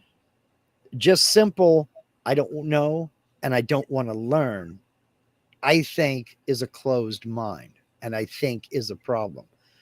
Now, when you're talking about those people who don't know, don't want to know, don't want to learn, but have heard just enough to where they come at you with a fact. as though it is this way. Are you sure about that? You really want to stand by that statement, because I can show you in 15 different ways why you're wrong. You might want to go back and look into it. That's a different subject. It's real easy to sit behind a keyboard and type a lot of garbage. It's real easy to have an opinion on a headline. But if you haven't looked beyond that headline and you're just talking a big old line of trash, this is just another example of the this in the system and that in this, and we've got to start adopting the gold standard, because if we don't, the Martians are never going to land, and we got to talk to these people because they're going to take us beyond the stars. What the bloody hell are you talking about? That's a big. That's let me put it that you said is a big problem. And here's the thing about that: they would not know any better. No, because they have not accessed information that might skew the choices that they're typing, or they've heard something along those lines from somebody that they tend to agree with. That's see the reason, if you've noticed as we've progressively gone, but if you go back in our episodes, because I have once in a blue moon have done, just picked a random episode to see how my conversations were, and it's pretty in line since almost the beginning, although we started with pop culture.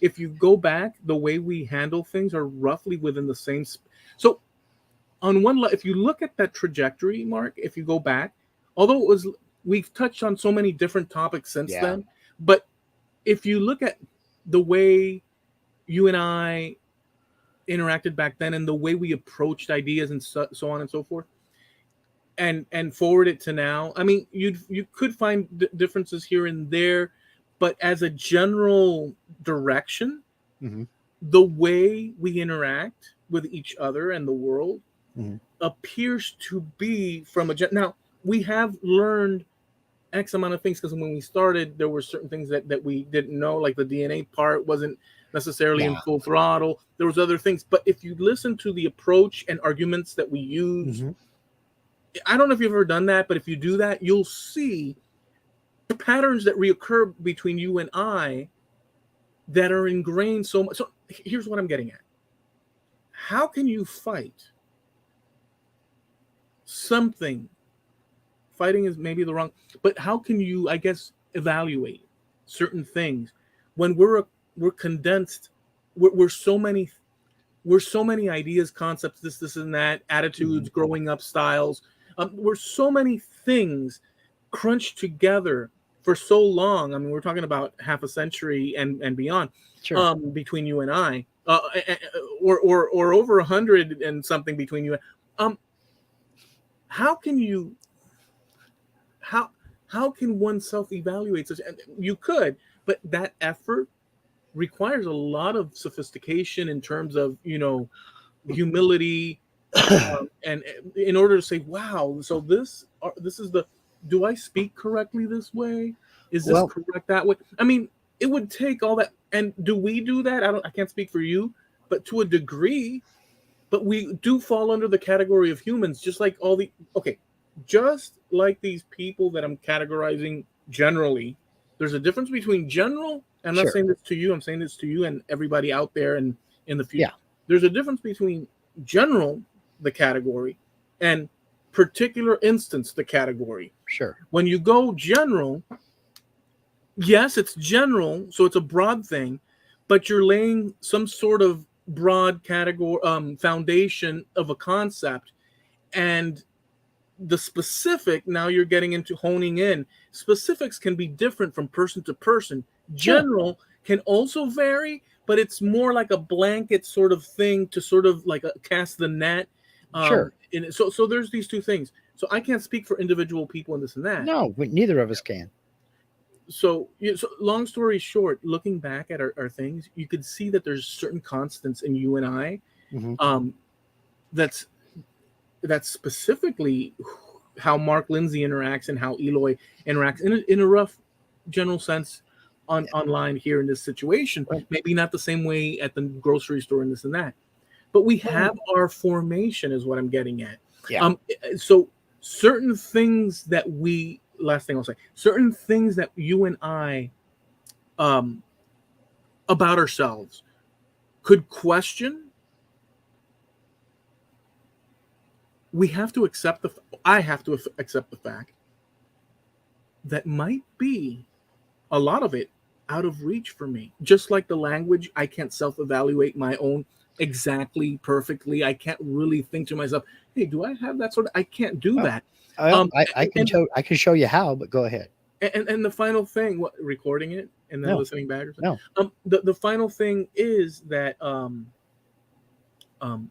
so we're all in that scenario. So it's not a matter of like this and that, but there is a disdain level.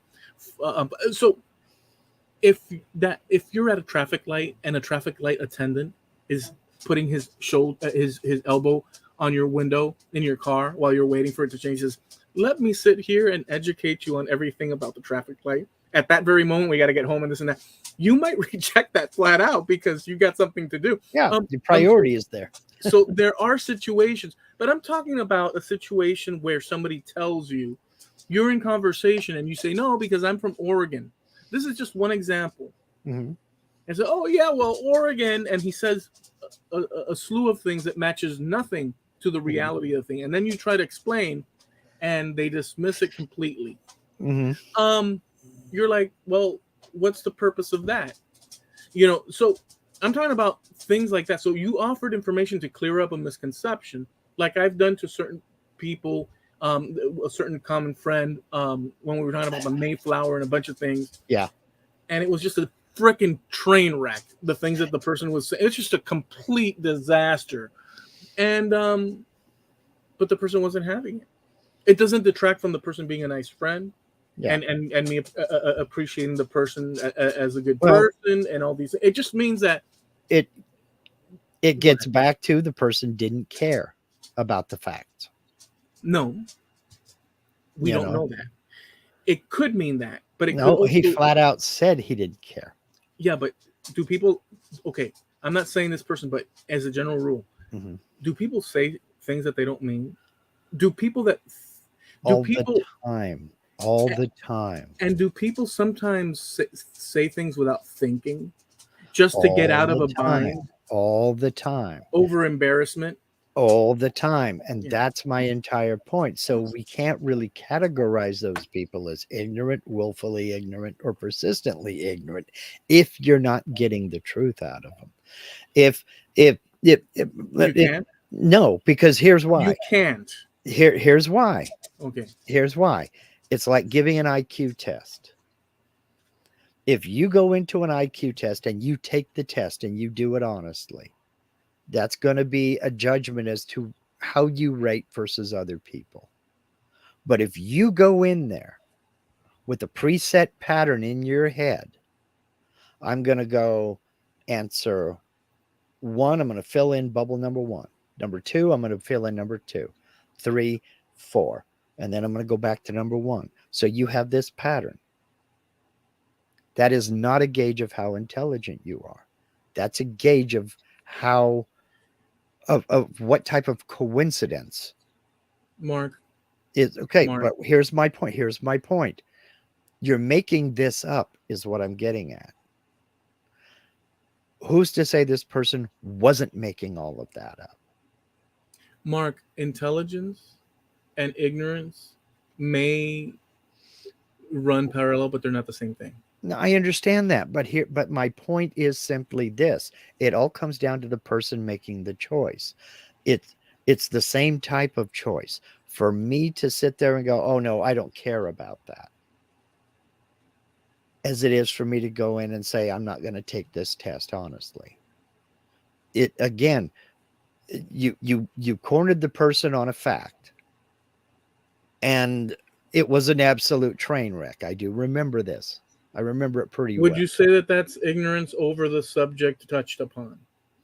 At first, yes. Then after that, it was I would be hard pressed to My describe what it was. Mark, I'm Because sorry. no, I'm it sorry. devolved so rapidly, so quickly. Yeah, but I think you're it went taking. beyond. I think Yeah, it but went you're beyond ignorance. this.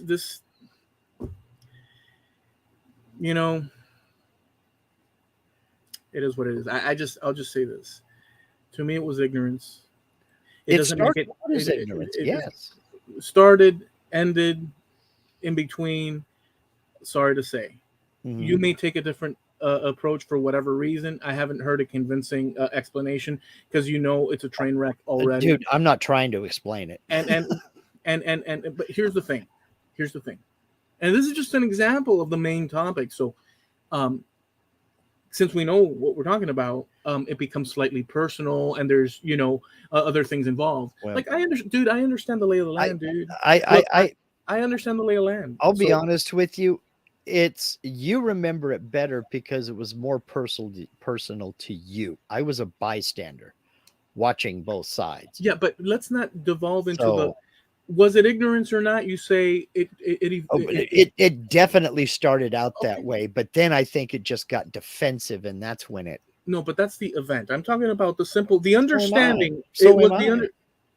you're talking about the event, but I'm talking Yeah. about the understanding of the topic itself. Just the Mhm. flat out Yeah.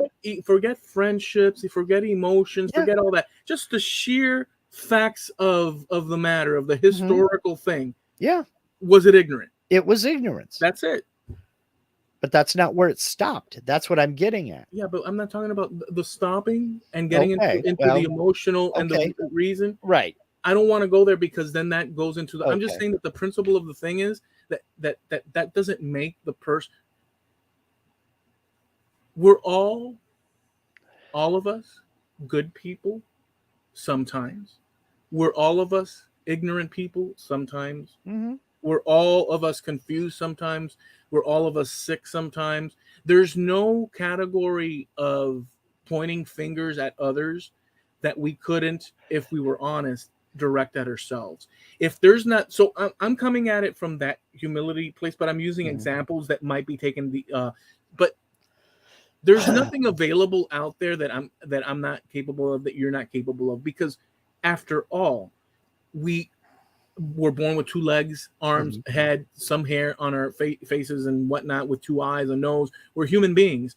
So to think that there, this is the extreme, but I'm going to say it anyhow because it's been argued. But I'm just going to throw it out there. In fact, I'll be very specific. I have my issues with Jordan Peterson.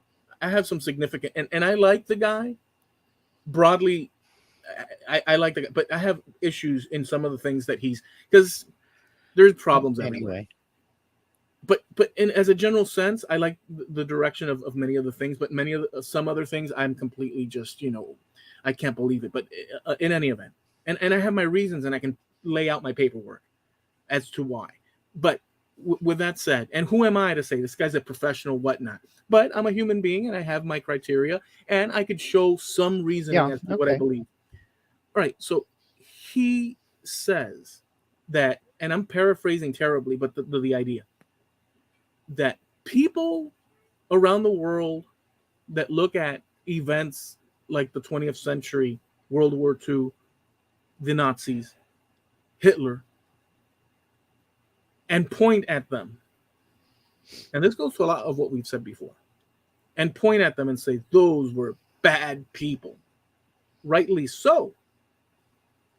But one mistake that people make, general statement, not specific, there's always variation, but Mhm. one mistake that people make is to assume that given the circumstance and time frame, if their asses were placed in that circumstance at that time, if they were in that military position, if they were in that situation in a camp, if they were behind enemy lines, or if they were would they have done any different than the people in those shoes at that time, at that moment? And the reason to use this exercise, because we would love to think, and some people would dismiss what I'm saying cold cut Mhm. because they're so damn brilliant. There's nothing they can learn. Mhm. Some people would think that. I've thought that about a million things myself because it's available to me because I'm human, and just Mhm. like it's available to them. But this is a valid point. If you think of over it, people want to think that placed in a situation that they would be the guy that would open the jail cell and allow people out, even though they were dressed in that uniform. People would love to think that they would crawl under the barbed wire and lead the family to safety, that they were the ones. They want to play the hero protagonist in their story. But given the situation and circumstance, would they? That's why, and this is a great point by Jordan Peterson, and I don't think that he invented it because he's a well-studied and there's been people before, but that's why humility is in order in great amounts. Fill the glass up. But people don't do that because people have this indignation, I included. But since he offered that information that I stumbled across to see it in a different way, I decided to see it in a different way. I could have rejected and say, no, that's stupid. I would never. No, we're all capable of infamy. Sure. And so humility is in order. So when we talk about the ignorance and will, I have disdain for the persistence, because no information, no nothing in any category, unwilling or incapable, or due to upbringing, like what we said, passed down from mommy to dad, whatever variation. It's just so that's my point. Well, it takes on various roles. Persistent ignorance, because I think there are a bunch of variables in there. There's a bunch of variables in there. People incapable. I don't know if you mean people that have mental deficiencies or what have you. Could be. If they can't help it, they can't help it. I mean, I have a cousin who's in her 20s, uh, but she is functionally a 5-year-old. I mean, she can take care, she can feed herself, she can take care of her own bodily needs. That's about it. So, yes, she is incapable of really learning any large major skills. I can't fault her. I can't hate her for that. I can't fault her for that. You know, that was, I'll get spiritual for a microsecond. That was God's will to me, my opinion. Take it as you wish. Um, but the people who are able minded, who want to persist in no matter in the face of overwhelming evidence, who want to persist in a misconception, misinformation, or an outright lie, those are the ones that I have a disdain for. Because ignorance is ignorance. You don't know what you don't know. But when you do know,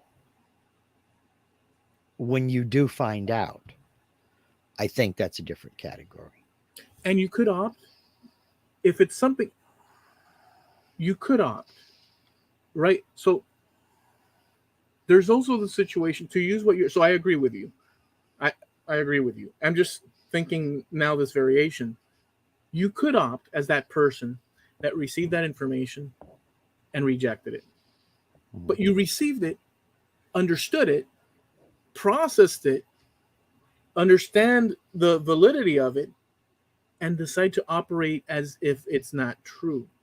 You could do that Mm-hmm. because the certain benefits. Now, is that honest? It's not honest, but you could do that. But it depends. Um, you could do that because something is more valuable, holding on to a certain standard of Right. belief, and you could hold on to that even though you know this is true, but that falls under the category of insincerity and something worse. Well, But you could do that, and it would be reasonable because you're trying to preserve a thing. but you said something in there. You said something valuable. To you, Value is subjective. yeah, to them. Right. If maybe I misunderstood, but what you were trying to get out, if you receive something valuable, a concept, an idea, a Yeah. discussion. If you receive something of value, you're going to continue to think about that. Wait a minute, that was a little gem there. Maybe I need to look into it. Mhm. That it in and of itself would tend to broaden the mind somewhat and light that spark in there to say, hey, maybe Mhm. there's more to this than I thought. If they're capable of it. If they're capable of it, all things being equal. Yeah. But it's the ones who find zero value in anything, regardless of overwhelming evidence. I had a thought the other day. Give you an example. I would watch this. I don't know if you would or not. I had a thought the other day. Wouldn't it be cool if Elon Musk and oh, a, a couple of other people got together and they created a reality show where they took some flat earthers up to space in one of the SpaceX, put them in a capsule. Remember how in the shuttle they had that bay that they would open up and you could stand in there, you were tethered in there? Take them up in one of the SpaceX rockets and let them stand out there and walk around and look. There's the moon, there's the sun, there's the earth. Then, 10 minutes outside There's spacewalk, video of it already. bring it in, bring it back. Understood. But take in teams of 5 these flat earthers up and show them. Well, what would that resolve? Then bring them down and interview them and have a discussion about it. No, well, that's a good idea. I like that idea. But what would that resolve? For a reality show, what would it resolve? Yeah. It would see how many of them persist in their flat earth theory and how many of them are willing to accept, whoa, we were wrong. And what if they go up there and they... And I would watch that. But what if the opposite is true? What do you mean? What if they go up there? Mm-hmm. See, I don't want to go down this thing because there was another Well, thing. No. What if they were... No, but I've got... Go ahead. I have something that Go ahead. What if they went... So you're already, as Mark Lindsay,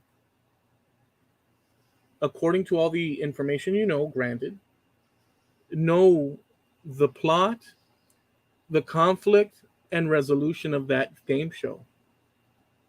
You think you know it. And you're operating in that direction with the way you rounded it up. And you're saying, see what they say when they realize that they were wrong. Now, I'm not discounting that they would be wrong. Or right, actually. Not because I believe the earth is flat. But you have a group of people that are flat earthers. Mm-hmm. They believe the earth is flat. Right. The reason this persists to a degree is because of a situation like what you're discussing, okay, which is get it out of their head with no doubt so that it's in their damn faces. No. End the story and let's move on from that thing. I get no. What I'm saying is, damn it, Mark, why are you doing that? I'm trying to get a point. Go ahead. I'm trying to get. Because I don't think you're understanding what I'm saying. I'm not saying that at all. I'm saying let them see the truth, whatever that truth may be. Let them see for themselves. That's not what you were saying. To satisfy their mind. Yes, that's why I said put them out in a bay so they're not looking through a window, so they're not, oh no, this is all perspective. I was listening to you with my ears, and I picked up on what you said. You said, okay, so continue then. I was literally listening to Mark Lindsay with my ears because this is one of those subjects that is always so. I was listening with my ears, and you said, and I picked up on a thing that you said, and then when they come down, instead of saying we'll see what happens, you did not say that, or initially what you said was, and by the way, you're a human being, I'm a human, so I would say something similar in any number of situations because I'm not trying to. I'm just bringing up something that I saw and discussing. Okay, go ahead. I'm not trying to fault you in that because I am more. Let's put it this way: as far as errors are concerned, I'll say it flat out. As far as errors are concerned, And I know that you're not requesting this, but I'm saying it because just I'm just saying it. Just as far as errors are concerned, mine would outnumber yours by, because here's the thing: when you are when you're testing things, you could go down bull crap rap. Just let's say this. I'm just making this example. It has nothing to do with. I could be more at fault in the thing. I just want to say you said that when they come down, let's see if they admit that they were wrong and so on and so forth. So my point was that, being human, you already had a plot designed, and by the way, it's a great idea because that would end it once and for all. I'm not suggesting that there's any doubt. I'm not suggesting that. But I am suggesting that the people that believe this and do this night and day, and I have dabbled in it, not because I believe one thing or the other. It's just that I like to see how people work things out and see what happens. Anyways, those people believe it. Mhm. And the only way, well, maybe the only way, is to do what you said, because now you're physically. So what are they going to do now? So I Well, get that. and that's why I say interview them. Just interview them. Get the reaction. But with that, Mm-hmm. these people, so your incredulity, I'm not calling it false incredulity. I'm just saying incredulity over what they believe. Because it is incredulity. You have incredulity over what they Yeah. believe. You do Well, I not think they're believe what they full of believe. it. Right. But that incredulity, they don't have obviously that incredulity, but they're aware of people that they fight it tooth and nail. And what happens is that they exist because people that have incredulity don't go toe to toe with them in the ways that eliminate every. Now they have, but it hasn't been sufficient. So that you're saying would completely obliterate the scenario. But all I'm suggesting is, in order to play fair, and I'm not suggesting you wouldn't, but we have to wipe our minds from what to expect that we're going to see. Let's open our. We have an idea of what's going to be. There's videos I, online, I, but my point is that they're if we're trying to bring these people out of whatever, it's nuanced. I agree. I like that idea. That would freaking I solve the mean, I would problem. watch it. I would watch Well, it. no, I I would. don't. I would watch it I don't think it would solve the problem to a good degree. For many people, it would solve the problem. because it's kind of sort of like a bunch of the other reality shows. Because it's real easy for you and me to sit here and do the what if scenario. What if you Mhm. were stranded on a desert island Exactly. We can't. and you had this, and this? Well, Yeah. these reality shows, some of them, not all of them, most of them are BS, but that's my opinion. We'll put people on a desert island with a film crew, of course, and the film crew gets to leave, but because they're going back to the hotel or to the boat or whatever. We just to see what happens. It's easy for us to talk about, but it's akin to what you were talking about with Jordan Peterson, in that what makes you think you would do something different. Well, it's akin to that in, oh, if you were on a desert island with this, and this, what would you do? All right, let's see what you would do. Yeah. You wouldn't know unless you do it. Exactly. So by taking these people who insist that the earth is flat and putting them up there and letting them see the truth for themselves, whatever that truth may be, Mhm. then bring them down and interview them and just see the reaction, see the response. Because the first thing is, not all of them, but quite a few of them say, well, space travel is just a hoax. Well, it's hard to say that when you're in a suit with there's I can't think of a way they could project all of this imagery onto your face shield, because they don't know where you're going to turn your head, and suddenly you're weightless. Explain that away. Well, let's get the reaction of these people who have never been in that kind of a situation before. Heck, I've watched people, you know what the vomit rocket is, or excuse me, Yeah, the vomit comet. You know what the vomit comet is, right? Mm-hmm. I've seen. I will sit and watch videos of people's reactions just to that because it's an uncomfortable feeling that they've never had before, but they've heard of it. And oh well, I would do this, that, and the other. Really? Let's go. I like seeing that kind of thing. I think that would be a great show. I'd watch the hell out of it. Um, yeah, I think that that would be good for all involved, because other than some sort of weird tragic thing, Well, yes, um, understood. Yeah. um, it could do nothing but go in that direction much more of this mantling, um, concepts that are untrue. Um, these people, I don't want to get. I'll just wait one more thing about this, because I did want to wrap up that one last bit, because I never finished the story about the Cuban thing, language, Yeah, or I'm sorry, we got off Miami. on a tangent. Yeah. But I will say this: it's a parallel. You could parallel it with the flat Earth in terms of the ice wall. So there's an Mhm. ice wall that they suggest, there's an ice wall that surrounds the planet, Okay.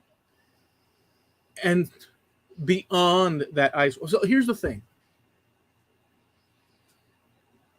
you could say take an expedition, this and that, okay, and then physically, just like you're saying there. But here's the thing: how do they know? Where's the information right now Mhm. for them to say what they're saying? Yeah. In other words, they are confidently saying there's an ice wall. Mhm. I Where? have no problem with them saying there's an ice wall and watching the videos to see what they explain.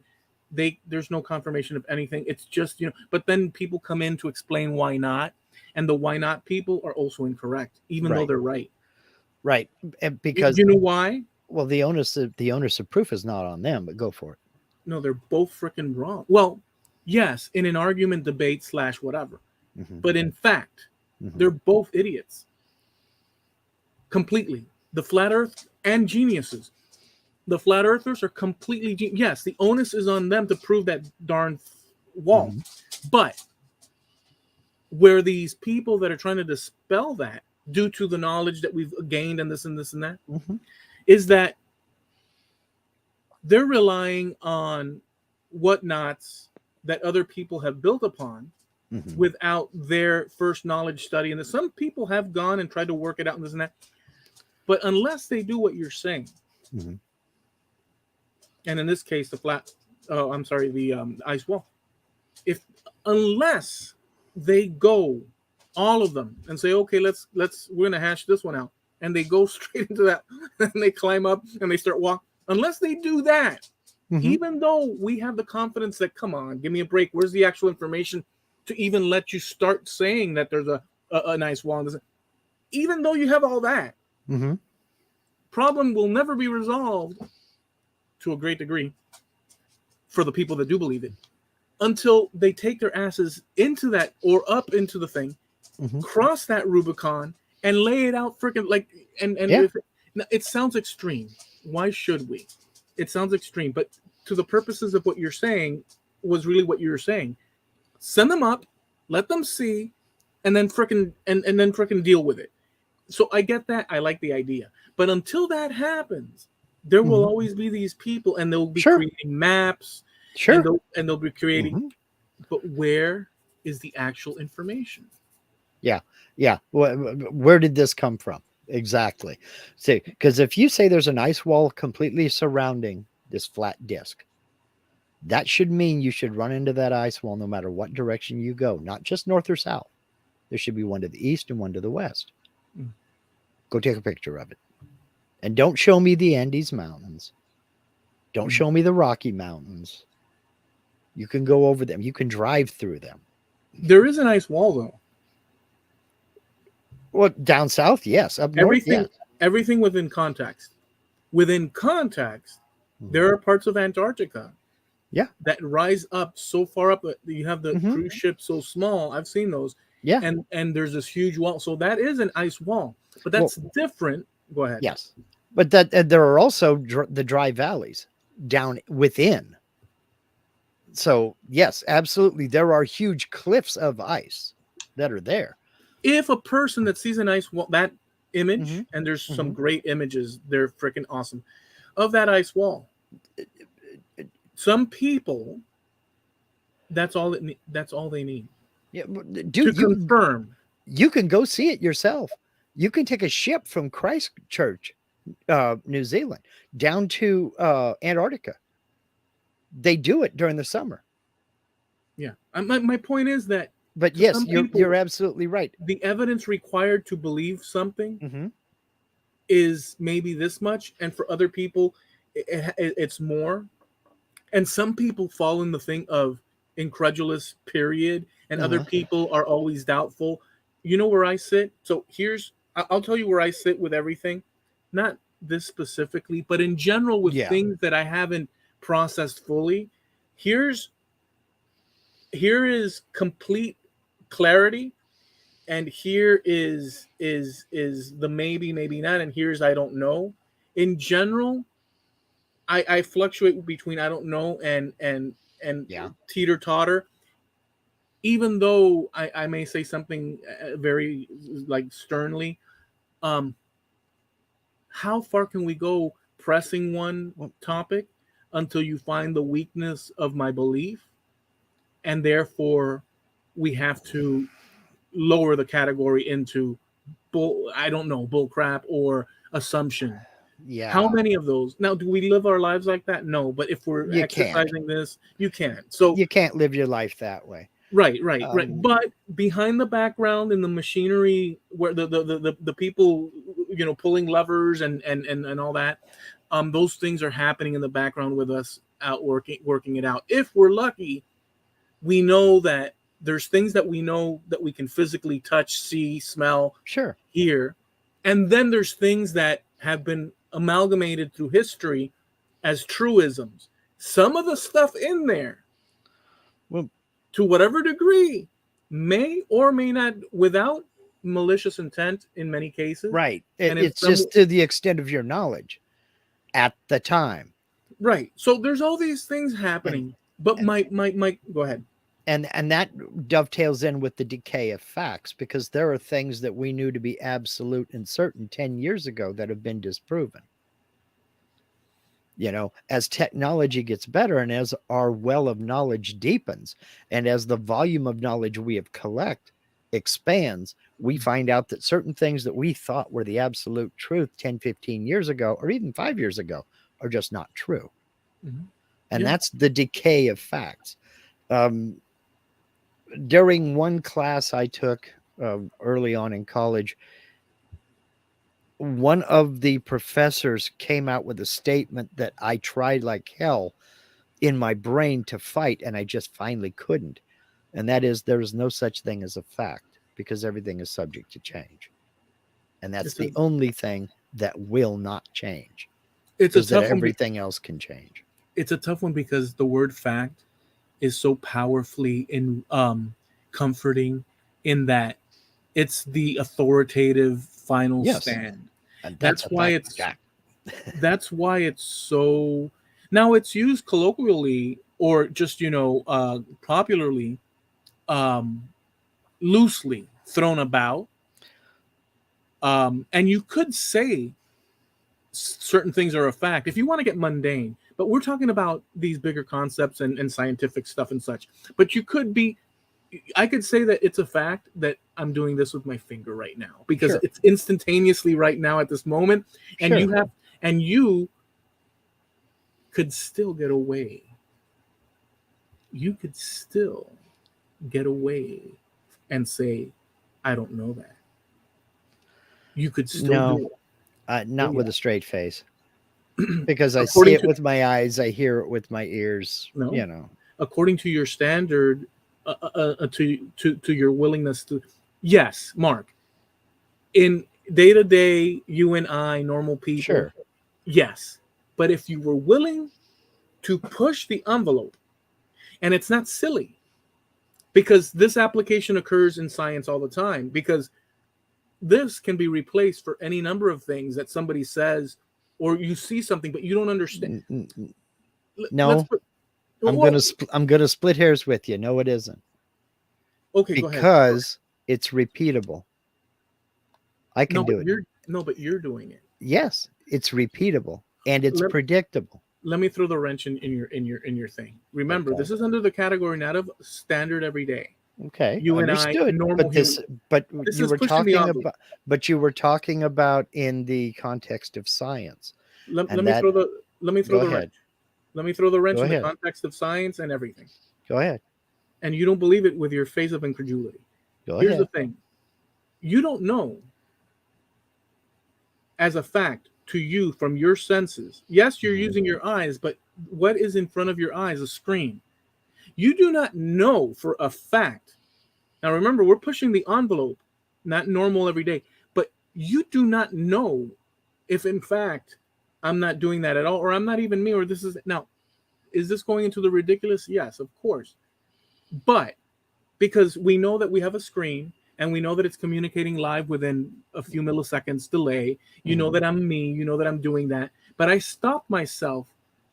Remember, this particular Yeah. segment in agreement. And I said, well, Mark, in reality, um, there are facts because I could tell you that if I rub my finger like that and you're seeing it, we can both agree that it's a fact. And you said, yeah, that's a fact. And Yeah. I agreed that but then I stopped myself live here, Hmm.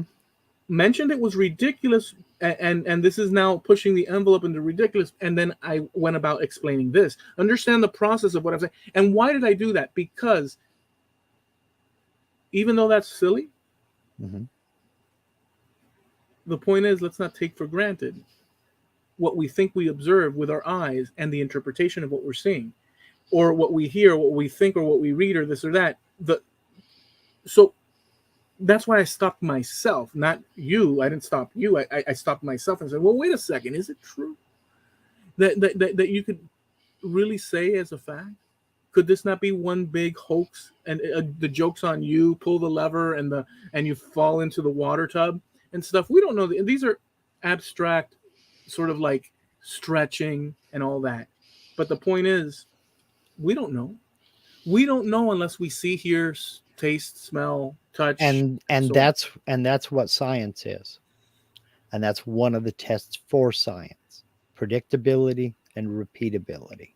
Yeah. And without that, um, So when I do this, I can replicate what you did, except yeah, my glasses go up higher. but you're not No, me. it's not your finger. No, it's not your nose. And no, they're not your glasses. Mine are taller than yours. So your glasses didn't wiggle. But Yeah, but now, because I can replicate that, I didn't say I can reproduce it. I said I mhm. can replicate, I can create a replica of it. I now know that it is. No, but Mark, this is wrong. Let me explain why this is wrong. My argument is that you can't replicate what you're viewing. My argument I, is what? okay. What's my But argument?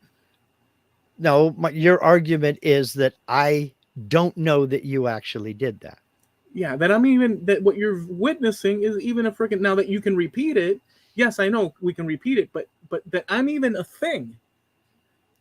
Like that I'm even now. Yes, I know this is pushing it, but this goes to Well, the point of you're trying to get philosophical about a point that doesn't need to be philosophical. no, but I said that I admitted it. There's a Right. difference between you And revealing that right now and me being aware of it and revealing it to well, you as a yeah, I stretch. understand. And but to me, I don't know. To me, you said it, and this is not silly. I do think it's silly because I don't think some things warrant it. I really don't. Yeah, but you could discount. Okay, so number one, in every day to day life, I agree it's normal. But you could discount if you like this that I'm saying, and you have every right to do so. But it's nothing more what I'm saying than the proverbial shadows dancing on a wall in a cave by Plato. See, I don't see the need to get as philosophical about something like this.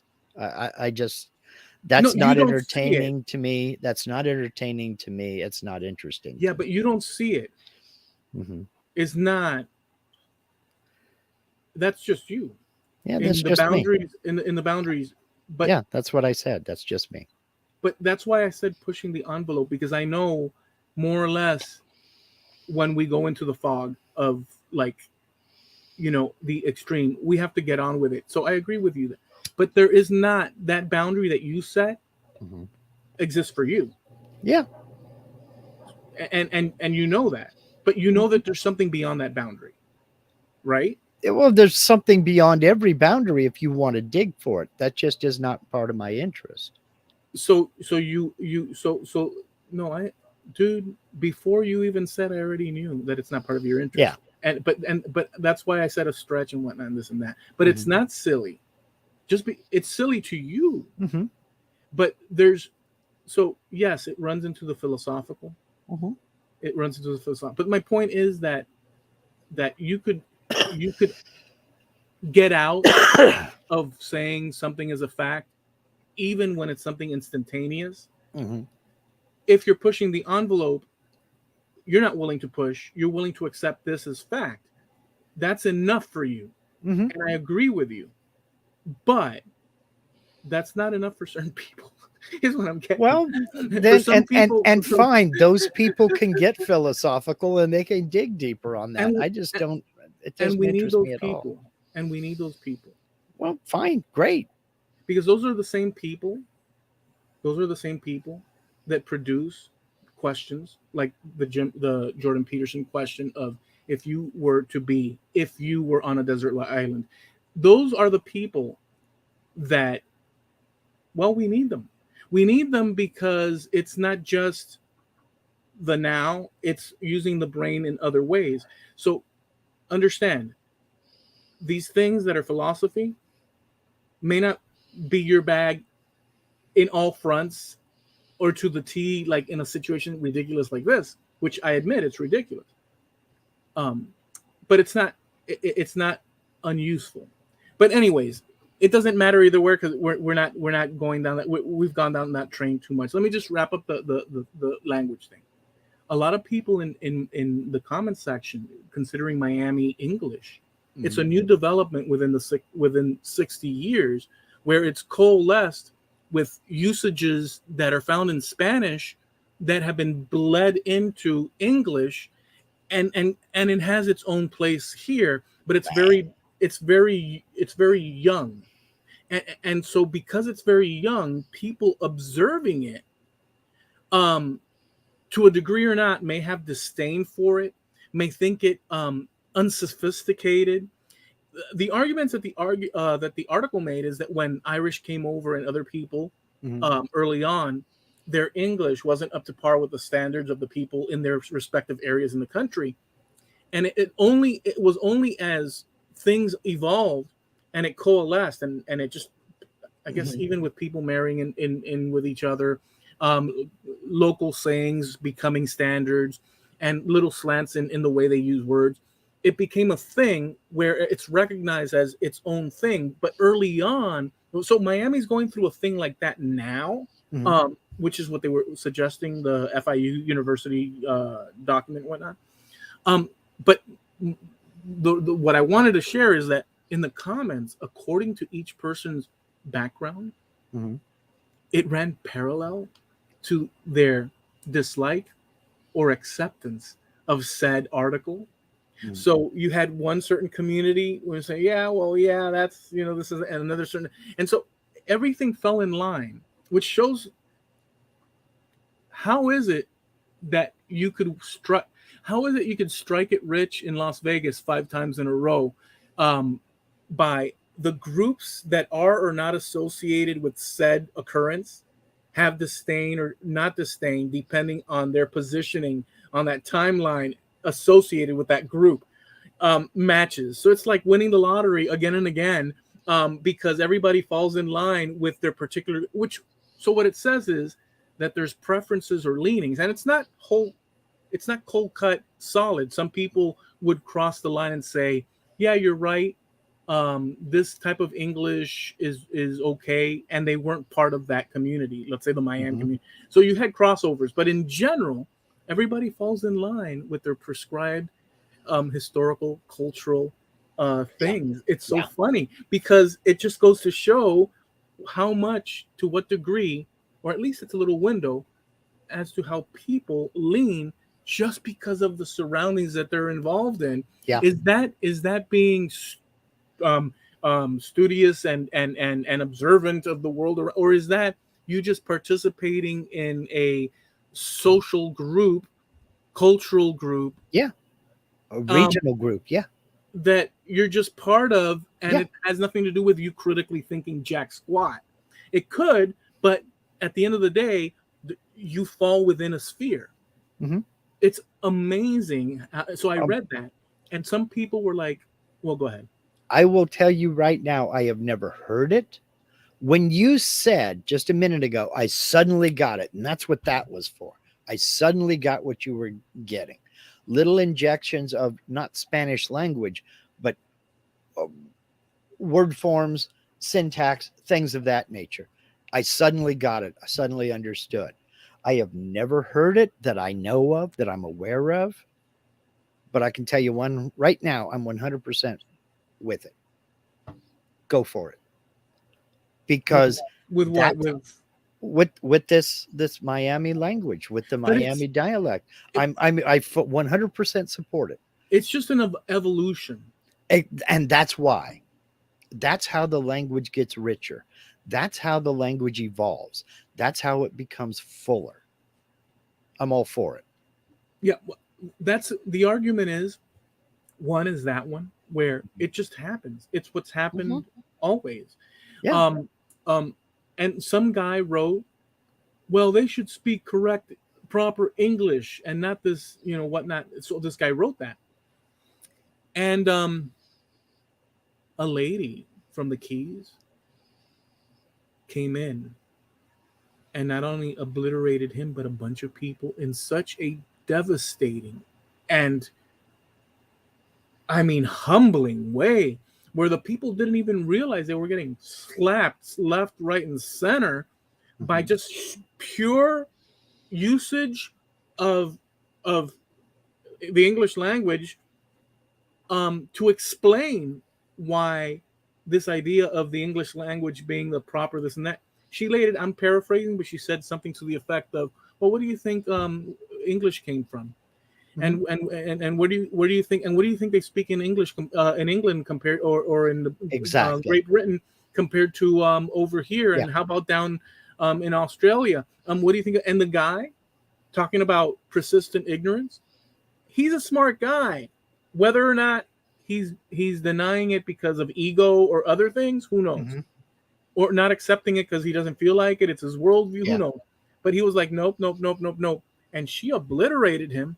And him thinking he's saving face is being a contrarian. By the way, contrarian, one thing is an unresolved, one thing is to deny access to an assumption with laid out facts that one, Mhm. or evidence that one lays out, and one pushing against that, which I do. That's not contrarian. Even though you can't get across the river or that bridge because there's obstacles in the way, those obstacles need to be done away with, and they need to be examined. That's not being that's a being difficult, because you could summarize, but that's being difficult, but that's being rigorous as well, and that's actually that. So that's not contrarian, is in spite of Yeah. whatever the Just hell the you say. automatic disagreement. It's just going to be disagreement just for the fact of Mhm. disagreeing for the hell of it, without even processing the information. Well, this guy was doing that, Mhm. um, and she was being very precise, and he wasn't having it. And there was a lot of that going on, Well, because some people just have so just so the problem is many. This is one problem. When Cubans came here in bulk in the 60s, um, they went to work and the things that they do, that they did. And so they replicated what they had back there. And that meant, and they already had degrees, and some people had the renewed degrees because they weren't accepted, and just a bunch of stuff. But as the generations went on, they just kept eating up real estate and purchasing and little stores and I don't know what. And just it Mhm. started. But what happened was that the local population, many of them just integrated as Mhm. opposed to the other way around. So Cubans, it's to a degree. That's not necessarily 100% fair to say, but it was a transformation of the city landscape. But with it came cultural differences, and also there's this certain Spanish is spoken as widely as English in Miami, if not in some cases more so, at Mhm. all levels of the economic chain, including government, because Mhm. everybody, not everybody, but there's a lot of influence from that island, Sure. and you have the generations that came after that are favorable to the cultural thing. And so what happens is that the people that have been here, and we're talking now 60 years, almost, we're going to over. You're um, into the third generation now. yeah, we're talking about generations down the line, but they may have issues with a bunch of different things because, frankly, you have a group, and group is a difficult thing to, but you have a group that were highly successful. Mhm. They're one of the if you look it up on it, you'll see what the it's incredible, but that group, the problem with people is these people that have these issues is that they haven't thought beyond their feelings at a given time. This group is made up of individuals. There's no such thing. There is and there isn't. There is a cultural sort of thing, but every freaking person, every household, everything, there are shared things, but they have different, totally different in many ways, decision making's attitude towards. You Yeah. can't count on a million things being true, and so, but they discount the nuance because they hate um, the cultural things that occurred because they're Well, not their cultural things that occurred. So you have people that fight back on these things. The evolution of the English is just a natural evolution when people. the people fighting this are basically standing on the beach trying to beat back the tide with a broom That's yeah, because common usage, and that's this, Jim said, first define proper English at 100%. I'm with you there because if you want to get technical, there isn't a proper English because common usage is what decides the language. That has always been the case.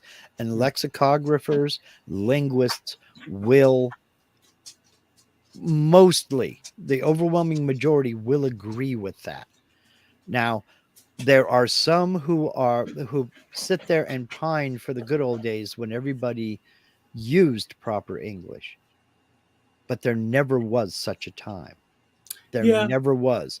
English, it by its very nature, is an evolutionary language. We take words from other languages and we morph them into ours and make them our own.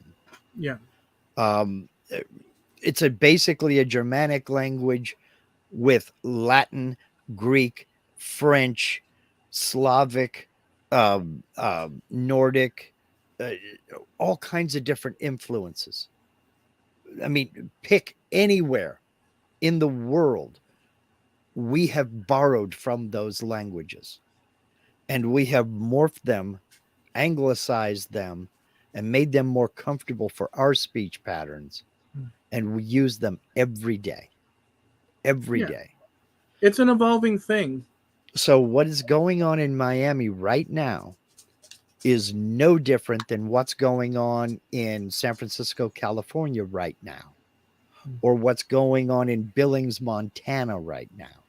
It is the different though. language the language is, well, in a On that broad sense, level, the on that level, language is changing, and it's changing every day.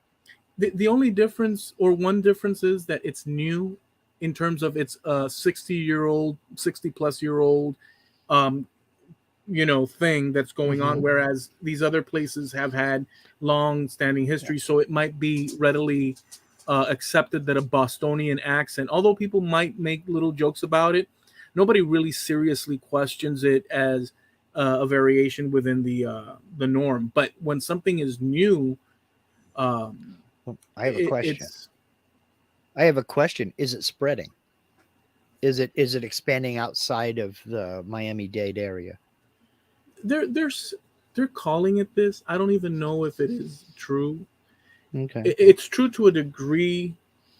It is a region, and there are a lot of people. There's a lot of people that live in Florida and in Hmm. South Florida. Hmm. Um, I don't know. I can't tell because I live in it. Yeah. Like I can tell when someone has an English speaking pattern that's different than mine, slightly in proficiency, Hmm. or what I assume is proficiency.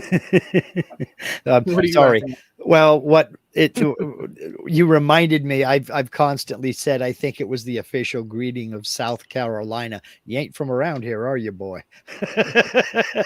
So you can hear that. It's oh, this guy ain't from. He's not a local. You know. Yeah, well, but in this scenario, what happens is that that happens every other turn because Well, it's such a mixture yeah. of cultures and peoples and so on. Well, to, It's to compound that, you're right across the street from a university. yeah, So you've got students from all over the damn world yeah. right there.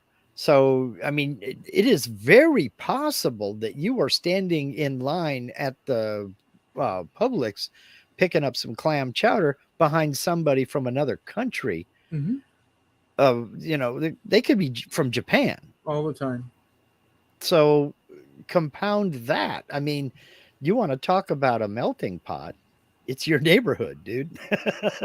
That's the thing. So you don't necessarily ever know, um, or no, not that you don't ever know, but like imagine a bunch of people with different languages and English to one degree or the other being their second or third or fourth language poorly or Mhm.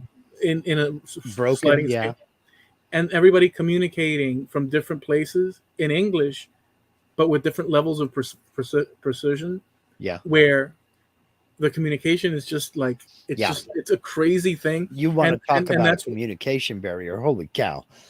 it's insanity. Anyways, look, Yeah, we're on 2.5 hours. This is a marathon, man. yeah, and I wanna walk my dog because he to see if he gets a little air and stuff, So, because he's not okay, feeling well. okay, Um, well, nothing. I hope you enjoyed it, guys. We go live every Tuesday at 9:30 Eastern, 6:30 Pacific Coast time, and we're the Trampled Underfoot podcast show. We have a website called trampledunderfootpodcast.com, and you can catch past episodes by pressing the Wayback Machine button, and you can download those to your podcatcher, etc. Enjoy them on the go and whatnot. And we also have a site over on Facebook, which is the Trampled Underfoot Podcast page on Facebook, where we post certain columns or links to videos and such that we discuss on our episodes each week. So you might want to check that out as well. We're also sponsored by. Harneal Media. Y'all know Steve. He's out here in the comments section posting up the links as Eloy talks about them. That's the only place I would ever send anybody for any kind of web hosting, web design, web service. You want to make a web store, you want to sell your merch, you want to hook up with a print by demand company that will stock the merch, print the merch as the orders come in. He can help you take care of that. He's very competitively priced or competitively priced for those of you who can speak. And you can find him at the link that's up there on the screen right now and in every description of every Trampled Underfoot podcast. Wow, that went off the rails quick, didn't it? Holy underwear, Batman. That's Harneal Media, HARNEAL Media.com, sponsor of Trampled Underfoot Podcast.com. Very good. All right. Not Well, not good at all. we'll fix it in post. We'll fix it in post. Okay. Um, so nothing. Enjoy the rest of your week, folks. We hope you enjoyed the episode and be safe. Peace. See ya. Awkward wave.